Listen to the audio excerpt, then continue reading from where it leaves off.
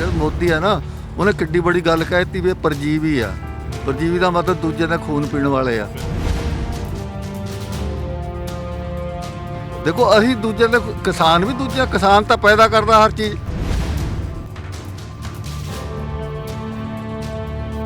ਬਾਪੂ ਜੀ ਬਹੁਤੇ ਲੋਕ ਤਾਂ ਇਹੀ ਕਹਿੰਦੇ ਨੇ ਵੀ ਕਿਸਾਨ ਤਾਂ ਉੱਥੇ ਹੀ ਬੈਠੇ ਨੇ ਮੋਰਚਿਆਂ ਦੇ ਵਿੱਚ, ਤੇ ਤੁਸੀਂ ਵੀ ਮੋਰਚੇ 'ਚ ਹਾਜ਼ਰੀ ਲਵਾ ਕੇ ਆਏ ਹੋ?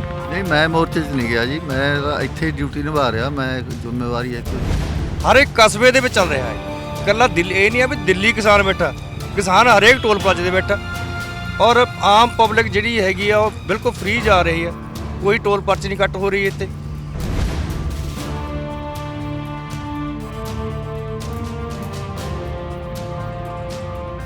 ਕਿਉਂਕਿ ਮੀਡੀਆ ਜ਼ਿਆਦਾ ਐਕਟਿਵ ਉੱਥੇ ਆ, ਦਿੱਲੀ ਮੋਰਚੇ ਤੇ ਮੀਡੀਆ ਜ਼ਿਆਦਾ ਐਕਟਿਵ ਹੈ। ਲੋਕਾਂ ਨੂੰ ਇਹ ਨਹੀਂ ਸ਼ਾਇਦ ਇਸ ਚੀਜ਼ ਦਾ ਇਲਮ ਨਹੀਂ ਹੈਗਾ ਵੀ ਟੋਲ ਪਲਾਜ਼ੇ ਵੀ ਉਸੇ ਤਰੀਕੇ ਕਿਸਾਨ ਉਸੇ ਤਰੀਕੇ ਨਾਲ ਠੰਡ ਦੇ ਵਿੱਚ, ਠੰਡੀਆਂ ਰਾਤਾਂ ਦੇ ਵਿੱਚ ਬੈਠੇ ਨੇ।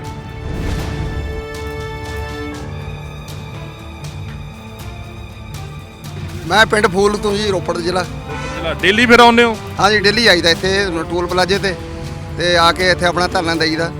ਬਿਸਤਰੇ ਲੱਗੇ ਹੋਏ ਨੇ ਸਾਡੇ, ਮਤਲਬ ਕਿਸਾਨ ਸੰਘਰਸ਼ ਜਿਹੜੇ ਬੰਦੇ ਨੇ ਸਾਡੇ ਆਪਣੇ ਡੇਲੀ ਇੱਥੇ 24 ਘੰਟੇ ਰਹਿੰਦੇ ਨੇ।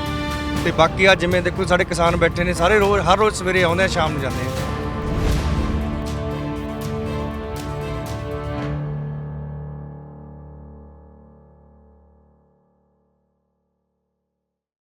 ਸਤਿ ਸ਼੍ਰੀ ਅਕਾਲ, ਤੁਸੀਂ ਦੇਖ ਰਹੇ ਹੋ ਹਮਦਰਦ ਟੀਵੀ ਤੇ ਮੈਂ ਹਾਂ ਬਲਦੀਪ ਸਿੰਘ।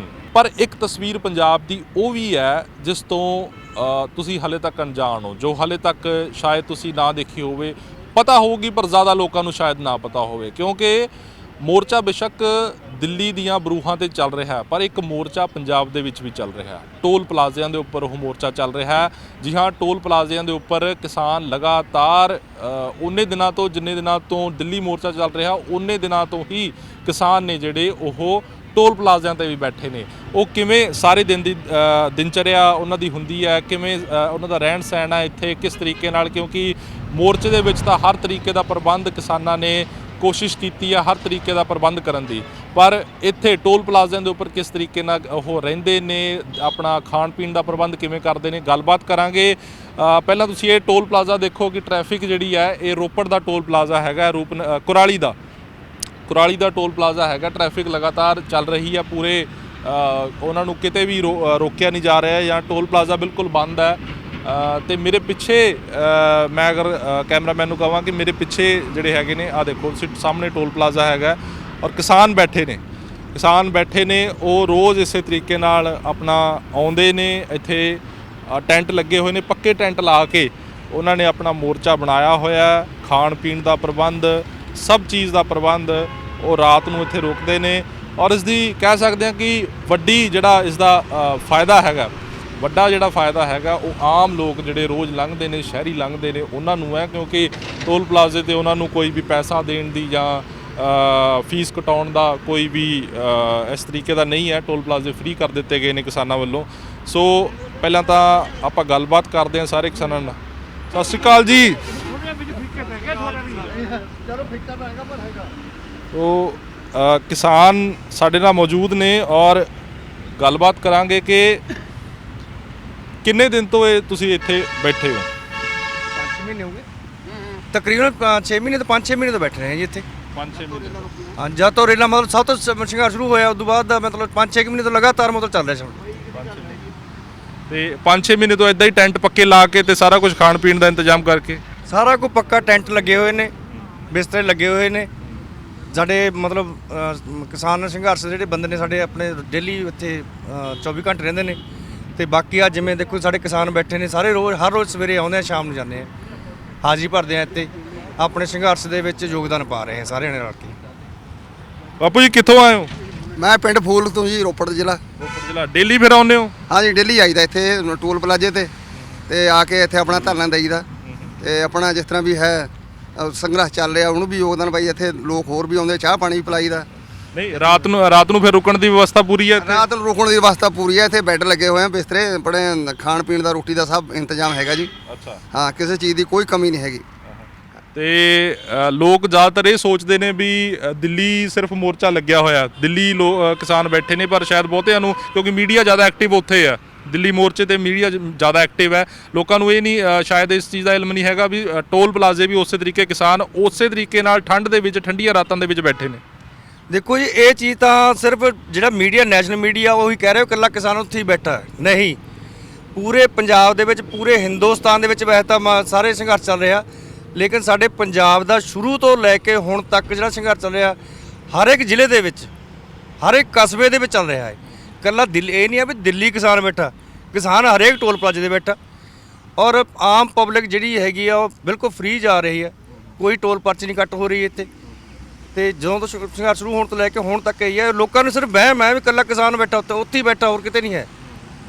ਈਵਨ ਕਿ ਜਦ ਕਿ ਮੇਰਾ ਖਿਆਲ ਕਿੰਨੇ ਦਿੱਤੀ ਕਿਸਾਨ 14 ਤਰੀਕ ਤੋਂ ਰਾਜਸਥਾਨ ਦੇ ਜਿਹੜੇ ਮਤਲਬ ਟੋਲ ਪਲਾਜ਼ੇ ਉਹ ਵੀ ਫ੍ਰੀ ਕੀਤੇ ਆ। ਬਿਲਕੁਲ, ਪੰਜਾਬ ਦੇ ਪਹਿਲਾਂ ਹੋਏ ਸਭ ਤੋਂ ਪਹਿਲਾਂ, ਉਸ ਤੋਂ ਬਾਅਦ ਹਰਿਆਣਾ ਨੇ ਕੀਤੇ, ਹਰਿਆਣੇ ਤੋਂ ਬਾਅਦ ਹੁਣ ਰਾਜਸਥਾਨ ਦੇ ਟੋਲ ਫ੍ਰੀ ਹੋ ਰਹੇ ਆ। ਇਹ ਹੌਲੀ ਹੌਲੀ ਜੇ ਸੰਘਰਸ਼ ਜਿੱਦਾਂ ਵਧੀ ਜਾਣਾ, ਜੋ ਕਿਸਾਨ ਜਥੇਬੰਦੀਆਂ ਸਾਨੂੰ ਹੁਕਮ ਕਰਨਗੀਆਂ ਬਾਕੀ ਸਟੇਟਾਂ ਨੂੰ, ਤਾਂ ਉਹ ਹੋ ਸਕਦਾ ਪੂਰੇ ਹਿੰਦੁਸਤਾਨ ਦੇ ਟੋਲ ਹੀ ਫ੍ਰੀ ਕਰਨੇ ਪੈਣੇ ਆ। ਤਾਂ ਇਹਨਾਂ ਲੋਕਾਂ ਨੂੰ ਮਾੜੀ ਅਕਲ ਆਉਣੀ ਆ, ਤਾਂ ਇਹਨਾਂ ਨੂੰ ਪਤਾ ਲੱਗੂ ਵੀ ਸਾਡਾ ਨੁਕਸਾਨ ਹੋਣ ਲੱਗਿਆ। ਕਿਉਂਕਿ ਹਾਲ ਤਾਂ ਇਹਨਾਂ ਨੂੰ ਇਹ ਹੈ ਵੀ ਇਕੱਲੇ ਜੱਟਾਂ ਦਾ ਨੁਕਸਾਨ ਹੈ, ਲੇਕਿਨ ਹੁਣ ਜਿਹੜੇ ਸਾਡੀ ਆਮ ਪਬਲਿਕ ਹੈ, ਮਤਲਬ ਜਿਹੜੇ ਆਪਣਾ ਕਹਿੰਦੇ ਬਿਜ਼ਨਸਮੈਨ ਹੈ ਜਾਂ ਅਸੀਂ ਨੌਕਰੀ ਪੇਸ਼ੇ ਵਾਲੇ ਬੰਦੇ ਆ, ਵੀ ਸਾਡਾ ਕੀ ਹੁਣ ਸਾਨੂੰ ਤਨਖਾਹ ਮਿਲਦੀ ਹੈ? ਨਹੀਂ, ਹੁਣ ਉਹਨਾਂ ਲੋਕਾਂ ਨੂੰ ਪਤਾ ਲੱਗਣ ਲੱਗ ਗਿਆ ਭਾਈ ਇਹ ਨੁਕਸਾਨ ਇਕੱਲੇ ਜੱਟ ਦਾ ਨਹੀਂ ਹੈਗਾ, ਜ਼ਿਮੀਂਦਾਰ ਦਾ ਨਹੀਂ ਹੈ, ਕਿਸਾਨ ਦਾ ਨਹੀਂ ਹੈ, ਹਰ ਇੱਕ ਬੰਦੇ ਦਾ ਨੁਕਸਾਨ ਹੈ ਇਹਦੇ ਵਿੱਚ। ਵੀ ਜਿਹੜੀ ਹੁਣ ਅੱਜ ਉਹਨਾਂ 25 ਰੁਪਏ ਕਿਲੋ ਚੀਜ਼ ਮਿਲਦੀ ਹੈ, ਉਹ ਅੱਜ ਤੋਂ ਹੌਲੀ ਹੌਲੀ ਹੁੰਦੀ ਹੋਈ 25 ਵਾਲੀ 500 ਤਾਂ 1000 ਰੁਪਏ ਕਿਲੋ ਤੱਕ ਮਿਲਣ ਲੱਗ ਜਾਂਦੇ। ਫਿਰ ਉਹਨਾਂ ਨੂੰ ਹੁਣ ਮਾੜਾ ਪਤਾ ਲੱਗਣ ਲੱਗ ਗਿਆ ਲੋਕਾਂ ਨੂੰ। ਇਸ ਕਰਕੇ ਹੁਣ ਸਾਨੂੰ ਆਮ ਪਬਲਿਕ ਦਾ ਵੀ ਸਾਨੂੰ ਸਾਥ ਮਿਲ ਰਿਹਾ। ਜੀ ਜੀ। ਸੋ ਆਹ ਦੇਖੋ ਤੁਸੀਂ, ਕਿਸਾਨ ਸਾਡੇ ਨਾਲ ਹੋਰ ਵੀ ਮੌਜੂਦ ਨੇ, ਗੱਲਬਾਤ ਕਰ ਲੈਂਦੇ ਆ। ਬਾਪੂ ਜੀ, ਬਹੁਤੇ ਲੋਕ ਤਾਂ ਇਹੀ ਕਹਿੰਦੇ ਨੇ ਵੀ ਕਿਸਾਨ ਤਾਂ ਉੱਥੇ ਹੀ ਬੈਠੇ ਨੇ ਮੋਰਚਿਆਂ ਦੇ ਵਿੱਚ, ਤੇ ਤੁਸੀਂ ਵੀ ਮੋਰਚੇ 'ਚ ਹਾਜ਼ਰੀ ਲਵਾ ਕੇ ਆਏ ਹੋ? ਨਹੀਂ, ਮੈਂ ਮੋਰਚੇ 'ਚ ਨਹੀਂ ਗਿਆ ਜੀ, ਮੈਂ ਤਾਂ ਇੱਥੇ ਡਿਊਟੀ ਨਿਭਾ ਰਿਹਾ। ਮੈਂ ਜ਼ਿੰਮੇਵਾਰੀ ਹੈ ਇੱਕ ਜਥੇਬੰਦੀ ਦੀ ਮੇਰੇ ਸਿਰ, ਔਰ ਇਹ ਵੀ ਫੈਸਲਾ ਹੁੰਦਾ ਵੀ ਜਿਹੜੇ 70-75 ਤੋਂ ਉੱਪਰ ਵਾਲੇ ਉਹ ਦਿੱਲੀ ਨਾ ਜਾਣ। ਓਕੇ। ਤਾਂ ਉੱਥੇ ਮੇਰੇ ਵਾਸਤੇ ਜਾਣਾ ਸੌਖਾ ਹੈ, ਉੱਥੇ ਦਾ ਆਦਮੀ ਆਰਾਮ ਨਾਲ ਬੈਠ ਜਾਊਗਾ ਜਾ ਕੇ। ਇੱਥੇ ਮੈਨੂੰ ਪਿੰਡਾਂ 'ਚ ਕੰਮ ਕਰਨਾ ਪੈ ਰਿਹਾ, ਮੈਂ ਕਰ ਰਿਹਾ ਲਗਾਤਾਰ। ਔਰ ਜਿਹੜਾ ਤੁਸੀਂ ਕਹਿੰਦੇ ਵੀ ਲੋਕ ਕਹਿੰਦੇ ਵੀ ਉੱਥੇ ਹੀ ਬੈਠੇ ਆ, ਇੱਥੇ ਨਹੀਂ ਹੈ, ਇਹਦਾ ਤਾਂ ਤੁਸੀਂ ਕੱਲ੍ਹ ਨੂੰ ਇੱਥੇ ਦੇਖ ਲਿਓ ਆ ਕੇ। ਕੱਲ੍ਹ ਨੂੰ ਅਸੀਂ ਇਕੱਠ ਕਰਨਾ ਹੈ ਟੋਲ ਪਲਾਜ਼ੇ 'ਤੇ, ਉਹ ਚੌਧਰੀ ਚਰਨ ਸਿੰਘ ਦਾ ਦਿਨ ਮਨਾਉਣਾ ਅਸੀਂ। ਠੀਕ ਹੈ। ਉਹਦੇ ਵਾਸਤੇ ਦੇਖ ਲਿਓ ਤੁਸੀਂ। ਬਾਕੀ ਜਿਹੜੀ ਕਸਰ ਆ ਉਹ ਫਿਰ 18 ਤਰੀਕ ਨੂੰ ਆ ਕੇ ਦੇਖ ਲਿਓ ਨੰਗਲ ਚੌਕ, ਵੀ ਲੋਕ ਜਾਗਰਤ ਹੈ ਕਿ ਨਹੀਂ ਹੈ। ਅਸੀਂ ਪਿੰਡਾਂ 'ਚ ਜਾਂਦੇ ਆ, ਲੋਕ ਇਕੱਠੇ ਹੁੰਦੇ ਆ ਸਾਰੇ, ਔਰ ਟਰਾਲੀਆਂ ਜਾ ਰਹੀਆਂ ਲਗਾਤਾਰ। ਜੇ ਜਾਗਰਤ ਆ ਪਿੰਡਾਂ 'ਚ ਲੋਕ ਤਾਂ ਹੀ ਜਾ ਰਹੀਆਂ ਟਰਾਲੀਆਂ, ਆ ਘੱਟ ਰਹੀਆਂ, ਜ਼ਿਆਦਾ ਜਾ ਰਹੀਆਂ। ਸਰਕਾਰ ਕਹਿੰਦੀ ਹੈ ਵੀ ਇੱਕੋ ਸਟੇਟ ਦਾ ਮਸਲਾ ਹੈਗਾ। ਸੰਸਦ ਦੇ ਵਿੱਚ ਬਾਰ-ਬਾਰ ਇਹ ਗੱਲ ਉੱਠ ਚੁੱਕੀ ਹੈ, ਸੰਸਦ ਦੇ ਵਿੱਚ ਇਹ ਗੱਲ ਕਹਿ ਚੁੱਕੇ ਨੇ, PM ਮੋਦੀ ਵੀ ਇਹ ਗੱਲ ਕਹਿ ਚੁੱਕੇ ਨੇ ਕਿ ਇੱਕੋ ਸਟੇਟ ਦਾ ਮਸਲਾ ਹੈ। ਤੁਹਾਨੂੰ ਲੱਗਦਾ ਕਿ ਇੱਕੋ ਸਟੇਟ ਦਾ ਮਸਲਾ? ਹੁਣ ਤਾਂ ਹਰਿਆਣਾ ਵੀ ਉੱਥੇ ਪੂਰਾ ਇਕੱਠਾ ਹੋ ਕੇ ਬੈਠਾ, ਖਾਪ ਪੰਚਾਇਤਾਂ ਐਕਟਿਵ ਹੋ ਗਈਆਂ। ਉਹ ਠੀਕ ਆ ਵੀ ਇਹ ਇੱਕ ਸਟੇਟ ਨੇ ਸ਼ੁਰੂ ਕਰਿਆ, ਇਹ ਸਾਨੂੰ ਕ੍ਰੈਡਿਟ ਜਾਂਦਾ ਪੰਜਾਬ ਨੂੰ। ਲੇਕਿਨ ਜਿਹੜੀ ਅੱਜ ਹਾਲਤ ਆ ਉਹ ਤੋਂ ਬਾਅਦ ਹਰਿਆਣਾ ਪੂਰੀ ਤਰ੍ਹਾਂ ਆ ਗਿਆ, ਔਰ ਜੇ ਹਰਿਆਣਾ ਉੱਥੇ ਨਾ ਆਉਂਦਾ ਤਾਂ ਅਸੀਂ ਤਾਂ ਉੱਥੇ ਟਿਕ ਨਹੀਂ ਸਕਦੇ। ਉਸ ਤੋਂ ਬਾਅਦ ਜਿਹੜੇ 26 ਜਨਵਰੀ ਨੂੰ ਕਰਤੂਤ ਕਰਾਈ ਆ ਸਰਕਾਰ ਨੇ ਮਿਲ ਕੇ, ਉਹ ਕਰਤੂਤ ਜਿਹੜੀ ਆ ਉਹ ਉੱਦਣ ਕੋਸ਼ਿਸ਼ ਤੀ ਇਹਨਾਂ ਦੀ ਵੀ ਇਹਨਾਂ ਨੂੰ ਹਿਲਾ ਦਈਏ ਕਿਸੇ ਤਰ੍ਹਾਂ ਪੰਜਾਬ ਦਾ ਬਹਾਨਾ ਲਾ ਕੇ। ਪਰ ਜੇ ਯੂਪੀ ਦਾ ਟਕੈਤ ਉੱਦਣ ਨਾ ਰੋਂਦਾ ਤਾਂ ਹੋ ਸਕਦਾ ਇਹ ਉਖਾੜ ਦਿੰਦੇ। ਔਰ ਉਹਨੇ ਸਾਨੂੰ ਪੂਰਾ ਮਾਣ ਦਿੱਤਾ ਪੰਜਾਬ ਨੂੰ, ਔਰ ਉੱਥੇ ਇੱਕ ਹਿੰਦੂ ਸਿੱਖ ਦੀ ਏਕਤਾ ਦੀ ਮਿਸਾਲ ਕਾਇਮ ਹੋ ਰਹੀ ਆ। ਔਰ ਇੱਕ ਹੋਰ ਦੇਖਿਆ ਯੂਪੀ ਦਾ, ਤੁਸੀਂ ਦੇਖੋਗੇ 26 ਤੋਂ ਪਹਿਲਾਂ ਯੂਪੀ ਦੇ ਜਿਹੜੇ ਉੱਥੇ ਲੋਕ ਤੇ ਉਹ 70 75 80 ਵਾਲੇ ਬੈਠੇ ਤੇ ਉਮਰ ਵਾਲੇ, ਪਰ ਅੱਜ ਤੁਸੀਂ ਦੇਖੋ ਉਹਨਾਂ ਦੀ ਉਮਰ ਜੇ ਕੈਲਕੂਲੇਟ ਕਰੀਏ 40 45 ਵਾਲੇ ਬੈਠੇ ਆ। ਜਵਾਨੀ ਅੱਗੇ ਆ ਗਈ ਆ, ਔਰ ਉਸ ਤੋਂ ਬਾਅਦ ਸਾਡਾ ਜੋਸ਼ ਵਧਿਆ, ਔਰ ਕੇਰਲ ਤੱਕ ਦੇ ਲੋਕ ਉੱਥੇ ਬੈਠੇ ਆ ਸਾਰੇ ਸਟੇਟਾਂ ਦੇ। ਇਹ ਠੀਕ ਆ ਵੀ ਉਹਨੂੰ ਜ਼ਿਆਦਾ ਦੂਰ ਪੈਂਦਾ, ਉਹ ਆ ਨਹੀਂ ਸਕਦੇ। ਪਰ ਹੁਣ ਜਿਹੜਾ ਰੇਲ ਰੋਕਣੀ ਅਸੀਂ, ਉਹਦਾ ਪ੍ਰਭਾਵ ਮੀਡੀਆ ਦੇਖ ਲਓ ਵੀ ਕਿਆ ਸਾਰੇ ਹਿੰਦੁਸਤਾਨ 'ਚ ਹੋ ਰਿਹਾ। ਜੇ ਹੋ ਰਿਹਾ ਇਹਦਾ ਮਤਲਬ ਫਿਰ ਸਾਥ ਦੇ ਰਹੇ ਆ ਲੋਕ। ਅੱਛਾ, ਸਰਕਾਰ ਕਿਤੇ ਆਈਡੀਆ ਲਾਉਂਦੀ ਸੀ ਪਹਿਲਾਂ ਵੀ ਥੋੜ੍ਹੇ ਕੁ ਦਿਨ ਬੈਠਣਗੇ, ਮੁੜ ਕੇ ਜੇ ਉੱਠ ਕੇ ਚਲੇ ਜਾਣਗੇ ਜਦੋਂ ਕੋਈ ਇਹਨਾਂ ਕੋਲ ਪਾਣੀ ਦਾ ਪ੍ਰਬੰਧ ਨਹੀਂ ਹੋਊਗਾ, ਰੋਟੀ ਪਾਣੀ ਦਾ ਪ੍ਰਬੰਧ ਨਹੀਂ ਹੋਊਗਾ। ਫਿਰ ਹੁਣ ਤਾਂ ਉੱਥੇ ਉਹਨਾਂ ਨੇ ਸਾਰਾ ਕੁਝ ਕਰ ਲਿਆ। ਮੈਨੂੰ ਲੱਗਦਾ ਵੀ ਸਰਕਾਰ ਦਾ ਭਰਮ ਟੁੱਟ ਗਿਆ ਹੋਣਾ ਹੁਣ। ਉਹ ਨਹੀਂ, ਸਰਕਾਰ ਦੇਖੋ, ਉਹ ਜਿਹੜਾ ਮੋਦੀ ਹੈ ਨਾ, ਉਹਨੇ ਕਿੱਡੀ ਬੜੀ ਗੱਲ ਕਹਿ ਦਿੱਤੀ ਵੀ ਇਹ ਪਰਜੀਵੀ ਆ। ਪਰਜੀਵੀ ਦਾ ਮਤਲਬ ਦੂਜੇ ਦਾ ਖੂਨ ਪੀਣ ਵਾਲੇ ਆ। ਦੇਖੋ ਅਸੀਂ ਦੂਜੇ ਦੇ ਕਿਸਾਨ ਵੀ ਕਿਸਾਨ ਤਾਂ ਪੈਦਾ ਕਰਦਾ ਹਰ ਚੀਜ਼। ਕਿਸਾਨ ਦੇ ਘਰ ਕੋਠੀ ਦਾਣੇ ਹੈਗੇ ਆ, ਦਾਲ ਹੈਗੀ ਆ, ਸਬਜ਼ੀਆਂ ਹੈਗੀਆਂ, ਉਹ ਤਾਂ ਉੱਥੇ ਭਾਵੇਂ 6 ਮਹੀਨੇ ਬੈਠੇ ਰਹੇ। ਇਹ ਤਾਂ ਪਰਜੀਵੀ ਦਾ ਇਹ ਖੁਦ ਆ ਜਿਹੜੇ ਸਾਨੂੰ ਲੁੱਟਦੇ ਆ। ਹੁਣ ਜਿਹੜੀ ਇਹਨਾਂ ਦੀ ਲੁੱਟ, ਇਹ ਤਾਂ 4 ਦਿਨ ਵੀ ਨਹੀਂ ਕੱਟ ਸਕਦਾ। ਪਰਜੀਵੀ ਜਿਹੜਾ ਹੈ, ਜਿਹੜੀ ਚਿਚੜੀ ਆ, ਜੇ ਉਹਨੂੰ ਖੂਨ ਨਾ ਮਿਲੇ ਤਾਂ ਟਾਈਮ ਹੀ ਨਹੀਂ ਕੱਟ ਸਕਦੀ। ਇਹ ਨਹੀਂ ਟਾਈਮ ਕੱਢ ਸਕਦੇ। ਅਸੀਂ ਤਾਂ ਖੁਦ ਮਿਹਨਤ ਕਰਨ ਵਾਲੇ ਹੀ, ਪਰਜੀਵੀ ਇਹ ਨਹੀਂ ਹੈ, ਪਰਜੀਵੀ ਉਹ ਹੈ। ਇਸ ਕਰਕੇ ਇਹ ਕਹਿਣਾ ਵੀ ਇਹ ਉੱਠ ਜਾਣਗੇ, ਇਹ ਗਲਤਫਹਿਮੀ ਆ। ਅੱਛਾ, ਮੋਰਚੇ ਦੇ ਵਿੱਚ ਉੱਥੇ ਸਵੇਰੇ ਪਾਠ ਸ਼ੁਰੂ ਹੁੰਦਾ ਹੈ, ਸ਼ਾਮ ਨੂੰ ਰਹਿਰਾਸ ਸਾਹਿਬ ਦਾ ਪਾਠ ਹੁੰਦਾ ਹੈ, ਅਰਦਾਸ ਹੁੰਦੀ ਹੈ, ਬਕਾਇਦਾ ਦੇਗ ਵੱਢੀ ਜਾਂਦੀ ਹੈ। ਇੱਥੇ ਵੀ ਤੁਸੀਂ ਕੁਝ ਉਸ ਤਰੀਕੇ ਦਾ ਕਰਦੇ ਹੋ?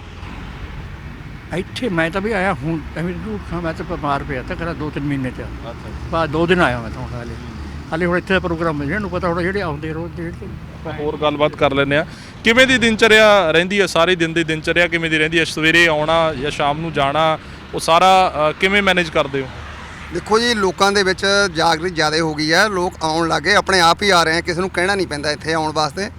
ਲੋਕੀ ਆਪਣੇ ਆਪ ਆ ਰਹੇ ਆ, ਜਿੰਨੇ ਵੀ ਆ ਰਹੇ ਆ, ਵੱਧ ਆ ਰਹੇ ਆ, ਘੱਟ ਆ ਰਹੇ ਆ। ਕਿਸੇ ਨੂੰ ਕੋਈ ਕੰਮ ਹੈ, ਕਿਸੇ ਨੂੰ ਕੋਈ ਕੰਮ ਹੈ, ਕੰਮ ਕਰਨੇ ਆਪਣੇ ਘਰ ਦੇ ਹੀ ਪੈਣੇ ਆ। ਪਰ ਲੇਕਿਨ ਟੂਲ ਪਲਾਜ਼ਾ ਅਸੀਂ ਖਾਲੀ ਨਹੀਂ ਛੱਡਦੇ ਹੈਗੇ। ਸਾਰੇ ਨੌਜਵਾਨ ਵੀ ਆਉਂਦੇ ਆ, ਨੌਜਵਾਨ ਮੁੰਡੇ ਵੀ ਆਉਂਦੇ ਆ ਜੀ ਇੱਥੇ, ਸਭ ਕੁਝ। ਹੁਣ ਆਹ 18 ਤਰੀਕ ਨੂੰ ਅਸੀਂ ਰੇਲ ਰੋਕਣੀ ਆ, ਨੰਗਲ ਚੌਂਕ ਆ ਸਾਡਾ ਪ੍ਰੋਗਰਾਮ। ਦੂਸਰੀ 25 ਤਰੀਕ ਨੂੰ ਅਨਾਜ ਮੰਡੀ ਦੇ ਵਿੱਚ ਇਕੱਠ ਕਰ ਹੋ ਰਿਹਾ ਸਾਡੇ ਆਪਣੇ ਇੱਥੇ ਕਿਸਾਨਾਂ ਦਾ। ਉਹ ਵੀ 25 ਤਰੀਕ ਨੂੰ ਵੀ ਇੱਥੇ ਸਾਡਾ ਦਾਣਾ ਮੰਡੀ ਦੇ ਵਿੱਚ ਪ੍ਰੋਗਰਾਮ ਰੱਖਿਆ ਹੋਇਆ, ਮਹਾ ਪੰਚਾਇਤ ਜਿਹਨੂੰ ਕਹਿੰਦੇ ਆ, ਉਹ ਵੀ ਅਸੀਂ ਇਕੱਠ ਕਰਨਾ ਇੱਥੇ। ਉਹ ਵੀ ਬੜੇ ਜ਼ੋਰਾਂ ਸ਼ੋਰਾਂ ਨਾਲ ਹੋਊਗਾ। ਤੇ ਬਾਕੀ ਸਰਕਾਰ ਜੇ ਕਹੇ ਵੀ ਇਹ ਕਿਸਾਨ ਹਟ ਗਏ ਜਾਂ ਇੱਥੇ ਧਰਨੇ ਨਹੀਂ ਹੈਗੇ, ਸਾਰਾ ਬਿਲਕੁਲ ਸਾਡੇ ਇੱਥੇ ਪਿੱਛੇ ਕੰਮ ਸਹੀ ਚੱਲ ਰਿਹਾ ਹੈ। ਮੋਦੀ ਸਾਹਿਬ ਦੀ ਪਰਜੀਵੀ ਦੀ ਸਟੇਟਮੈਂਟ ਨੂੰ ਕਿਵੇਂ ਦੇਖਦੇ ਹੋ? ਉਹਦਾ ਜੀ ਬਹੁਤ ਗਲਤ ਬੋਲਦਾ ਹੈ। ਇਹ ਤਾਂ ਉਹਦੇ ਵਾਸਤੇ ਚੰਗੀ ਗੱਲ ਨਹੀਂ ਹੈ ਇਸ ਤਰ੍ਹਾਂ ਕਹਿਣਾ। ਉਹ ਖੁਦ ਹੀ ਪਰਜੀਵੀ ਹੈ। ਸਾਤੇ ਸਾਡਾ ਅੰਨ ਖਾਂਦੇ ਆ, ਸਾਡੇ ਕਿਸਾਨਾਂ ਦਾ ਸਭ ਕੁਝ ਦਾਲ ਸਬਜ਼ੀ ਜੋ ਵੀ ਜਾਂਦੀ ਆ ਉਹ ਆਪ ਖਾ ਰਹੇ ਆ। ਸਾਡੇ ਖੇਤਾਂ 'ਚ ਵੀ ਜਾਂਦਾ ਉੱਥੋਂ। ਅਸੀਂ ਪਰਜੀਵੀ ਕਿੱਦਾਂ ਹੋ ਸਕਦੇ ਆ? ਇਹ ਉਹਦਾ ਬਹੁਤ ਘਟੀਆ ਬਿਆਨ ਹੈ। ਇਹਦੇ ਵਾਸਤੇ ਠੀਕ ਨਹੀਂ ਹੈ। ਇੱਕ ਮੰਤਰੀ ਵਾਸਤੇ, ਮੁੱਖ ਮੰਤਰੀ ਆਪਣਾ ਪ੍ਰਧਾਨ ਮੰਤਰੀ ਆ ਉਹ ਦੇਸ਼ ਦਾ, ਉਹਨਾਂ ਬਹੁਤ ਮਾੜੀ ਗੱਲ ਕਹੀ ਹੈ, ਇਹ ਚੰਗੀ ਨਹੀਂ ਹੈ। ਸਾਡੇ ਨਾਲ ਨੌਜਵਾਨ ਵੀ ਮੌਜੂਦ ਨੇ, ਗੱਲਬਾਤ ਕਰ ਲੈਂਦੇ ਆ। ਤੁਹਾਡਾ ਨਾਮ ਹੈ ਜੀ? ਮੇਰਾ ਨਾਮ ਜੀ ਪਰਮਿੰਦਰ ਸਿੰਘ ਜੀ, ਪਿੰਡ ਮੇਰਾ ਸਿੰਘ ਭਗਵੰਤਪੁਰ। ਅੱਛਾ, ਹਾਂਜੀ। ਤੇ ਮੋਰਚੇ 'ਚ ਵੀ ਹਾਜ਼ਰੀ ਲਵਾ ਕੇ ਆਏ ਹੋ? ਹਾਂਜੀ ਵੀਰ ਜੀ, ਲਗਭਗ 3 ਵਾਰ ਅਸੀਂ ਜਾਇਆ, ਚੌਥੀ ਵਾਰ ਤਿਆਰੀ ਆ। 20 ਤੋਂ ਬਾਅਦ ਟਰਾਲੀ ਲੈ ਕੇ ਜਾਵਾਂਗੇ। ਪਹਿਲਾਂ ਵੀ ਅਸੀਂ 2 ਵਾਰੀ ਟਰਾਲੀਆਂ ਤੇ ਗੱਡੀ ਜਿਵੇਂ ਵੀ। ਅੱਛਾ। ਅਸੀਂ ਹੁਣ ਸਾਡੀ ਸਲਾਹ ਬਣਦੀ ਵੀ ਇੱਕ ਟਰਾਲੀ ਅਸੀਂ ਉੱਥੇ ਖੜਾ ਦੇਣੀ, ਪਿੰਡ ਤੋਂ ਬੰਦੇ ਜਾਏ ਕਰਨਗੇ, ਡਿਊਟੀਆਂ ਲਾ ਦੇਣੀਆਂ, ਵੀ ਵਾਰੀ ਬੰਦਾਂਗੇ ਉਹਦੀ। ਮਤਲਬ ਪੱਕੀ ਉਹ ਲਾ ਦੋਗੇ? ਹਾਂਜੀ ਪੱਕੀ ਹੋ ਜੀ। ਬਾਕੀ ਵੈਸੇ ਪਿੰਡਾਂ ਨੇ ਸਭ ਨੇ ਤਕਰੀਬਨ ਲਾਤੀਆਂ। ਕੁਝ ਸਾਡੇ ਪਿੰਡ ਰਹਿੰਦੇ ਆ, ਉਹਨਾਂ ਨੂੰ ਵੀ ਅਸੀਂ ਲਾਮਬੰਦ ਕਰਕੇ ਵੀ ਆਪਣਾ ਫਰਜ਼ ਨਿਭਾਈਏ। ਅਸੀਂ ਆਪਣੀਆਂ ਟਰਾਲੀਆਂ ਖੜੀਆਂ ਕੱਢ ਦੇਣੀਆਂ, ਇੱਥੇ ਗੱਡੀ ਦਾ ਪ੍ਰਬੰਧ ਕਰ ਦਾਂਗੇ। 10 ਕੁ ਬੰਦੇ ਜਾਏ ਕਰਨਗੇ, ਹਫ਼ਤੇ ਬਾਅਦ ਚੇਂਜ ਕਰਦੇ ਕਰਾਂਗੇ। ਹਾਂਜੀ, ਕਿਉਂਕਿ 26 ਤਰੀਕ ਦੀ ਘਟਨਾ ਵਾਪਰੀ, ਬਹੁਤ ਸੋਸ਼ਲ ਮੀਡੀਆ ਤੇ ਵੀ ਇਹ ਗੱਲ ਨਿਕਲ ਕੇ ਆਈ ਕਿ ਕਹਿੰਦੇ ਰਹੇ ਕਿ ਨੌਜਵਾਨ ਆ ਜਿਹੜਾ ਉਹ ਘੱਟ ਹੋ ਗਿਆ ਉੱਥੇ। ਤੁਸੀਂ ਉੱਥੇ ਗਏ ਹੋ, ਤੁਹਾਨੂੰ ਕੀ ਲੱਗਦਾ ਕਿ ਨੌਜਵਾਨ ਘੱਟ ਹੋਇਆ ਜਾਂ ਨਹੀਂ? ਵੀਰ ਜੀ ਅਸੀਂ 24 ਤਰੀਕ ਨੂੰ ਗਏ ਸੀ ਉਰੇ ਸ਼ਾਮੀ। 26 ਤਰੀਕ ਨੂੰ ਜਦੋਂ ਇਹ ਘਟਨਾ ਵਾਪਰੀ, ਅਸੀਂ ਪੈਦਲ ਦਿੱਲੀ ਦੇ ਵਿੱਚ ਲਗਭਗ 15 ਕਿਲੋਮੀਟਰ ਤੁਰ ਕੇ ਚਲੇ ਗਏ ਸੀ। ਜਦੋਂ ਸਾਨੂੰ ਇਹ ਪਤਾ ਲੱਗਿਆ ਵੀ ਐਦਾਂ ਹੋ ਗਿਆ, ਫਿਰ ਉੱਥੋਂ ਅਸੀਂ ਵਾਪਸ ਆ ਗਏ। ਯਾਨੀ ਸਾਡੇ ਜਿਵੇਂ ਮੈਂ ਦੇਖਿਆ ਉੱਥੇ ਵੀ ਟਰੈਕਟਰ ਵਾਲੇ ਕਿਸੇ ਨੇ ਕੋਈ ਹੱਲਾ ਗੁੱਲਾ ਸ਼ੋਰ ਸ਼ਰਾਬਾ ਨਾ ਤਾਂ 25 ਨੂੰ ਹੋਇਆ ਸ਼ਾਮ ਨੂੰ। ਯਾਨੀ ਟਰੈਕਟਰ ਲੱਗ ਗਏ ਸੀ ਉੱਥੇ ਜਿੱਥੋਂ ਆਪਾਂ ਨੂੰ ਰਸਤਾ ਮਿਲਣਾ ਸੀ। ਜਿਨ੍ਹਾਂ ਨੂੰ ਚਲੋ ਚਾਹਵਾਨ ਹੁੰਦੇ ਕਿ ਵੀ ਮੈਂ ਮੂਹਰੇ ਜਾਊਂਗਾ, ਇਸ ਤਰ੍ਹਾਂ ਜਾਊਂਗਾ। ਟਰੈਕਟਰਾਂ ਦੀਆਂ ਤਿਆਰੀਆਂ ਬੜੀਆਂ ਵਧੀਆ ਤੀਆਂ, ਝਾਕੀਆਂ ਬਣਾਈਆਂ ਹੋਈਆਂ ਸੀ ਲੋਕਾਂ ਨੇ, ਕਿਸੇ ਨੇ ਪੰਜਾਲੀਆਂ ਰੱਖੀਆਂ ਹੋਈਆਂ, ਕਿਸੇ ਨੇ ਕੁਛ ਫੁੱਲਾਂ ਨਾਲ ਸਜਾਇਆ ਜੀ। ਉੱਥੇ ਵਰਖਾ ਵੀ ਬਹੁਤ ਕੀਤੀ ਲੋਕਾਂ ਨੇ ਜੀ ਫੁੱਲਾਂ ਦੀ, ਸਾਡੇ ਪਰ ਵੀ ਹੋਈ ਹੈ। ਜਾਣੀ ਇਹ ਹੁਣ ਸਰਕਾਰਾਂ ਦੀ ਕੀ ਉਹ ਤੇ ਗਲਤ ਕੀ ਲੱਗਿਆ ਤੁਹਾਨੂੰ ਕਿ ਜਿਹੜਾ ਕੁਝ ਲੋਕ ਲਾਲ ਕਿਲੇ ਤੇ ਪਹੁੰਚ ਗਏ? ਜਥੇਬੰਦੀਆਂ ਨੇ ਬਾਅਦ ਦੇ ਵਿੱਚ ਸਟੇਜ ਤੋਂ ਇਹ ਗੱਲ ਕਹੀ ਕਿ ਅਸੀਂ ਤਾਂ ਜੀ ਆਪਣੇ ਸਹੀ ਰੂਟ ਤੇ ਸੀਗੇ। ਤੁਹਾਨੂੰ ਕੀ ਲੱਗਦਾ ਵੀ ਮਿਸ ਕੋਆਰਡੀਨੇਸ਼ਨ ਕਿੱਥੇ ਕੁ ਹੋਈ? ਦੇਖੋ ਜੀ, ਕਿਸੇ ਵੀ ਜਥੇਬੰਦੀ ਨੇ ਕੋਈ ਉਹ ਨਹੀਂ ਦੱਸਿਆ ਵੀ ਤੁਸੀਂ ਲਾਲ ਕਿਲੇ ਤੇ ਜਾਣਾ। ਕਿਉਂ? ਅਸੀਂ ਉੱਥੇ ਹੀ ਰਹੇ 3 ਦਿਨ। ਚੌਥੇ 27 ਨੂੰ ਅਸੀਂ ਆਏ ਸ਼ਾਮੀ। ਅੱਛਾ। ਉੱਥੇ ਕਿਸੇ ਵੀ ਜਥੇਬੰਦੀ ਵੱਲੋਂ ਕੋਈ ਐਲਾਨ ਨਹੀਂ ਤਾਂ, ਨਾ ਕਿਸੇ ਨੌਜਵਾਨ ਵੱਲੋਂ ਤਾਂ। ਇਹ ਤਾਂ ਇਹਨਾਂ ਨੇ ਜਿਹੜਾ ਸਾਡਾ ਰੂਟ ਤਾਂ ਰਿੰਗ ਰੋਡ ਤੋਂ ਜਿੱਥੇ ਤੋਂ ਅਸੀਂ ਟਰਨ ਹੋ ਕੇ ਮੁੜਨਾ ਸੀ ਉਹ ਬੰਦ ਕਰਤਾ। ਸਾਨੂੰ ਸਾਡੇ ਪੁਲਿਸ ਨੇ ਹਾਂ ਪੁਲਿਸ ਦਿਸ਼ਾ ਦੇ ਦਿੱਤੀ ਉੱਥੇ। ਉੱਥੋਂ ਫਿਰ ਸਾਨੂੰ ਕੀ ਪਤਾ ਵੀ ਇਹ ਲਾਲ ਕਿਲੇ ਨੂੰ ਸੜਕ ਜਾ ਰਹੀ ਹੈ। ਜਿਹੜਾ ਬੰਦਾ ਚਲੋ ਦਿੱਲੀ ਜਾਂਦਾ ਉਹਨੂੰ ਤਾਂ ਪਤਾ ਹੈ। ਹੁਣ ਆਮ ਅਸੀਂ ਖੇਤਾਂ ਵਿੱਚ ਉੱਠ ਕੇ ਗਏ ਹੋਏ, ਜਿੱਧਰ ਨੂੰ ਸਾਨੂੰ ਤੋਰਦਾ ਚਲੇ ਗਏ, ਉੱਥੇ ਜਾ ਕੇ ਲਾਲ ਕਿਲੇ ਤੇ ਪਹੁੰਚ ਗਏ।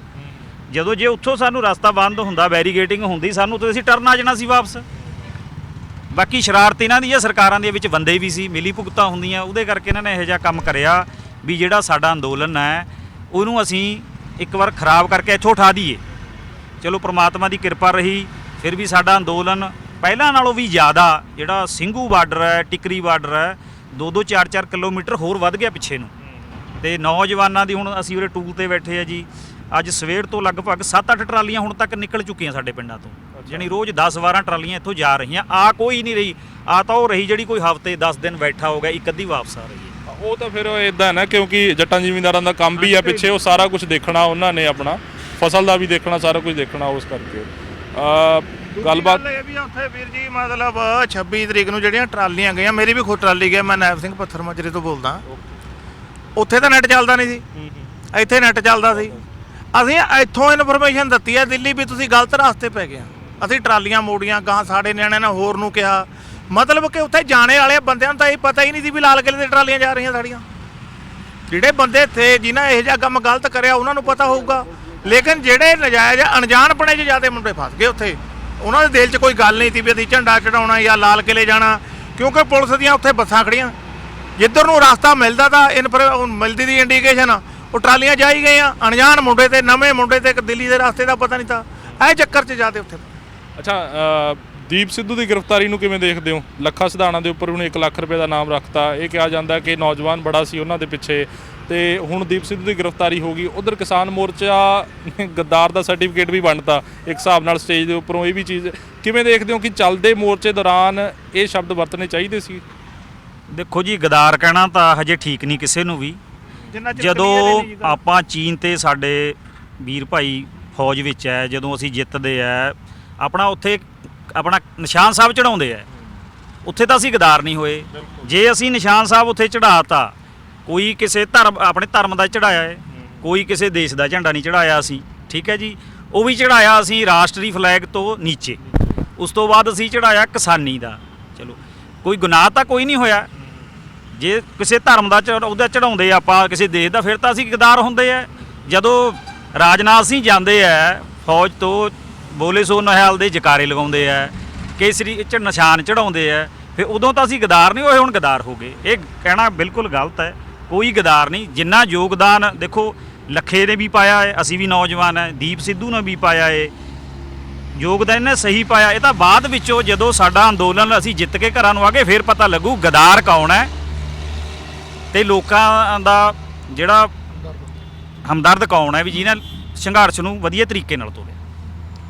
ਸੋ ਹੋਰ ਗੱਲਬਾਤ ਕਰ ਲੈਂਦੇ ਆ। ਸਾਡੇ ਨਾਲ ਕਿਸਾਨ ਮੌਜੂਦ ਨੇ। ਪਿੱਛੇ ਫਿਰ ਖੇਤੀਬਾੜੀ ਦਾ ਕੰਮ ਕਿਵੇਂ ਦੇਖਦੇ ਹੋ? ਜਿਵੇਂ ਧਰਨੇ ਦੇ ਵਿੱਚ, ਮੋਰਚੇ ਦੇ ਵਿੱਚ 8-10 ਦਿਨ ਲਾ ਕੇ ਆਉਂਦੇ ਹੋ, ਜਾਂ ਉਸ ਤਰੀਕੇ ਨਾਲ ਪਿੱਛੇ ਖੇਤੀਬਾੜੀ ਦਾ ਕੰਮ ਫਿਰ ਕਿਵੇਂ ਚੱਲਦਾ? ਖੇਤੀਬਾੜੀ ਦਾ ਕੰਮ ਇੱਦਾਂ ਜਿਵੇਂ ਮੈਂ ਚਲੇ ਗਿਆ, ਮੇਰਾ ਲੜਕਾ ਘਰਾਂ, ਲੜਕਾ ਚਲੇ ਗਿਆ ਤਾਂ ਮੈਂ ਘਰਾਂ, ਇੱਦਾਂ ਆਪਣਾ ਕੰਮਕਾਰ ਆਪਾਂ ਚਲਾ ਰਹੇ ਹਾਂ, ਠੀਕ ਨਹੀਂ। ਬਾਕੀ ਜੀ ਸਰਕਾਰਾਂ ਲੋਲੀਪੌਪ ਸਿੱਟਦੀਆਂ ਰਹਿੰਦੀਆਂ, ਆਮ ਬੰਦੇ ਸਮਝ ਨਹੀਂ ਆਉਂਦਾ। ਆਪਣੇ ਦੋਸਤਾਂ ਦੇ ਬਿਜ਼ਨਸ ਵਧਾਉਣ ਵਾਸਤੇ ਹੁਣੀ ਪਹਿਲਾਂ ਮੈਂ ਗੱਲ ਕਰਦਾ ਸੀ ਵੀ ਆ ਤੁਸੀਂ ਪੰਪਾਂ ਤੇ ਦੇਖੋ ਵੀ 2 ਕਰੋੜ ਮਹਿਲਾਵਾਂ ਨੂੰ ਸਨਮਾਨ ਲਿਖਿਆ ਹੋਇਆ, ਸਿਲੰਡਰ ਫ੍ਰੀ ਦਿੱਤੇ ਨੇ।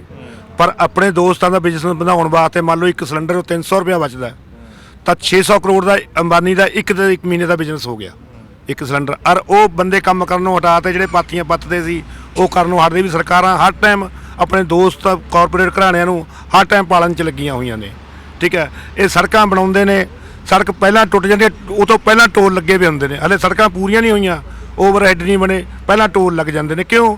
ਮਿਨਿਸਟਰਾਂ ਦੇ ਵਿੱਚ ਹਿੱਸੇ ਨੇ, ਮਿਨਿਸਟਰਾਂ ਦੇ ਹੀ ਠੇਕੇ ਨੇ ਇਹ, ਠੀਕ ਹੈ ਜੀ। ਵੀ ਸਰਕਾਰਾਂ ਨੇ ਹਰ ਟਾਈਮ ਆਮ ਬੰਦੇ ਨੂੰ ਮਾਰਨ ਦੀ ਕੋਸ਼ਿਸ਼ ਕੀਤੀ ਗਈ ਹੈ। ਕੋਈ ਨਹੀਂ ਆਉਣਾ। ਖੇਤੀ ਕਾਨੂੰਨ ਵੀ ਕਾਰਪੋਰੇਟ ਘਰਾਣਿਆਂ ਨੂੰ ਕਿਉਂ 10-15 ਸਾਲ 'ਚ ਦੱਸਦੇ ਆ ਵੀ ONGC ਕਹਿ ਲਓ ਵੀ ਆਪਣੇ ਗੈਸ ਪੈਟਰੋਲ ਦਾ ਬਿਜ਼ਨਸ ਖਤਮ ਹੋ ਜਾਣਾ। ਹਾਂਜੀ, ਤਕਰੀਬਨ ਇਲੈਕਟ੍ਰੀਕਲ ਗੱਡੀਆਂ ਚੱਲ ਪੈਣੀਆਂ।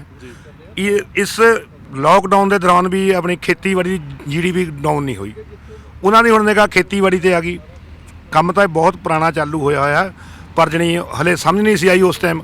ਕੰਮ ਤਾਂ ਉਦੋਂ ਤੋਂ ਦੱਸਦੇ ਨੇ ਵੀ ਸਕੂਲਾਂ 'ਚ ਜਦੋਂ ਤਖਤੀਆਂ ਹੁੰਦੀਆਂ ਸੀ, ਸਲੇਟਾਂ ਹੁੰਦੀਆਂ ਸੀ, ਵੀ ਉਦੋਂ ਤੋਂ ਸ਼ੁਰੂ ਹੋਇਆ ਇਹ। ਅੱਛਾ, ਮੋਦੀ ਸਾਹਿਬ ਕਹਿੰਦੇ ਵੀ ਉਹਨਾਂ ਨੇ ਤਾਂ ਸਨਮਾਨ ਨਿਧੀ ਯੋਜਨਾ ਦਾ ਸ਼ੁਰੂਆਤ ਕੀਤੀ ਹੋਈ ਹੈ ਵੀ ਕਿਸਾਨਾਂ ਦੇ ਖਾਤੇ ਦੇ ਵਿੱਚ ਸਿੱਧਾ ਪੈਸਾ ਪਾ ਦਾਂਗੇ, ਤੇ ਕਿਸਾਨ ਕਹਿੰਦੇ ਵੀ ਸਾਨੂੰ ਸਿੱਧਾ ਪੈਸੇ ਦੀ ਲੋੜ ਨਹੀਂ, ਸਾਡੇ ਤੁਸੀਂ ਫਸਲਾਂ ਦੇ ਮੁੱਲ ਹੀ ਦੇ ਦਿਓ। ਇਹਦੇ ਬਾਰੇ ਕੀ ਕਹੋਗੇ? ਹਾਂਜੀ ਹਾਂਜੀ, ਦੇਖੋ ਅਪਾਹਜ ਕਰਨ ਵਾਲੀ ਗੱਲ ਹੁੰਦੀ ਹੈ। ਕਿਸੇ ਨੂੰ 2000 ਦੇ ਤਾਂ ਆਮ ਤੁਸੀਂ ਦੇਖੋ ਪਿੰਡਾਂ 'ਚ 100-200 ਦੇ ਕੇ ਦੂਜੇ ਬੰਦੇ ਨੂੰ ਲੇ ਡਾਊਨ ਕਰਨਾ। ਇੱਕ 2000 ਨਾਲ ਕੀ ਆਉਂਦਾ ਤੁਸੀਂ ਦੱਸੋ?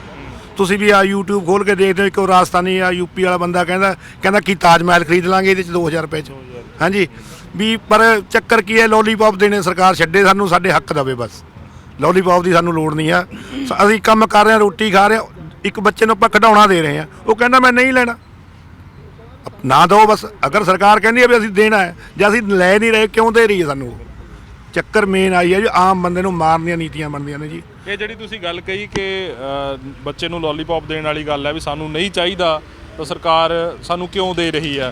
ਮੋਦੀ ਸਾਹਿਬ ਪਾਰਲੀਮੈਂਟ 'ਚ ਖੜੇ ਹੋ ਕੇ ਗੱਲ ਕਹਿੰਦੇ ਨੇ, ਕਹਿੰਦੇ ਵੀ 3 ਤਲਾਕ ਕਿਸੇ ਨੇ ਨਹੀਂ ਸੀ ਮੰਗਿਆ, ਪਰ ਉਸ ਸਮੇਂ ਦੀ ਲੋੜ ਸੀ ਸਮਾਜ ਦੀ ਭਲਾਈ ਲਈ ਲੈ ਕੇ ਆਂਦਾ। ਫਿਰ ਕਹਿੰਦੇ ਜੀ ਜਿਹੜਾ ਐਜੂਕੇਸ਼ਨ ਦਾ ਉਹਦੇ ਉੱਪਰ ਲਾਅ ਹੈ ਉਹ ਕਿਸੇ ਨੇ ਨਹੀਂ ਸੀ ਮੰਗਿਆ, ਐਜੂਕੇਸ਼ਨ ਨੂੰ ਕੰਪਲਸਰੀ ਕਰਨ ਦਾ ਵੀ ਸਾਰਿਆਂ ਦਾ ਹੱਕ ਬਣਾਉਣ ਦਾ, ਪਰ ਉਹ ਸਮਾਜ ਦੀ ਭਲਾਈ ਸੀ, ਫਿਰ ਤਾਂ ਲੈ ਕੇ ਆਏ ਆ। ਔਰ ਪ੍ਰਾਪਰਟੀ ਦੇਣ ਦਾ, ਕੁੜੀਆਂ ਨੂੰ ਪ੍ਰਾਪਰਟੀ ਦੇਣ ਦਾ ਹੱਕ ਕਿਸੇ ਨੇ ਨਹੀਂ ਸੀ ਮੰਗਿਆ, ਸਮਾਜ ਦੀ ਭਲਾਈ ਲਈ ਸੀ, ਤਾਂ ਲੈ ਕੇ ਆਏ। ਮਤਲਬ ਉਹ ਦਲੀਲਾਂ ਤੇ ਦਲੀਲਾਂ ਬਾਰ-ਬਾਰ ਦੇਈ ਜਾਂਦੇ ਨੇ। ਕੀ ਕਹਿਣਾ ਚਾਹੋਗੇ ਮੋਦੀ ਜੀ?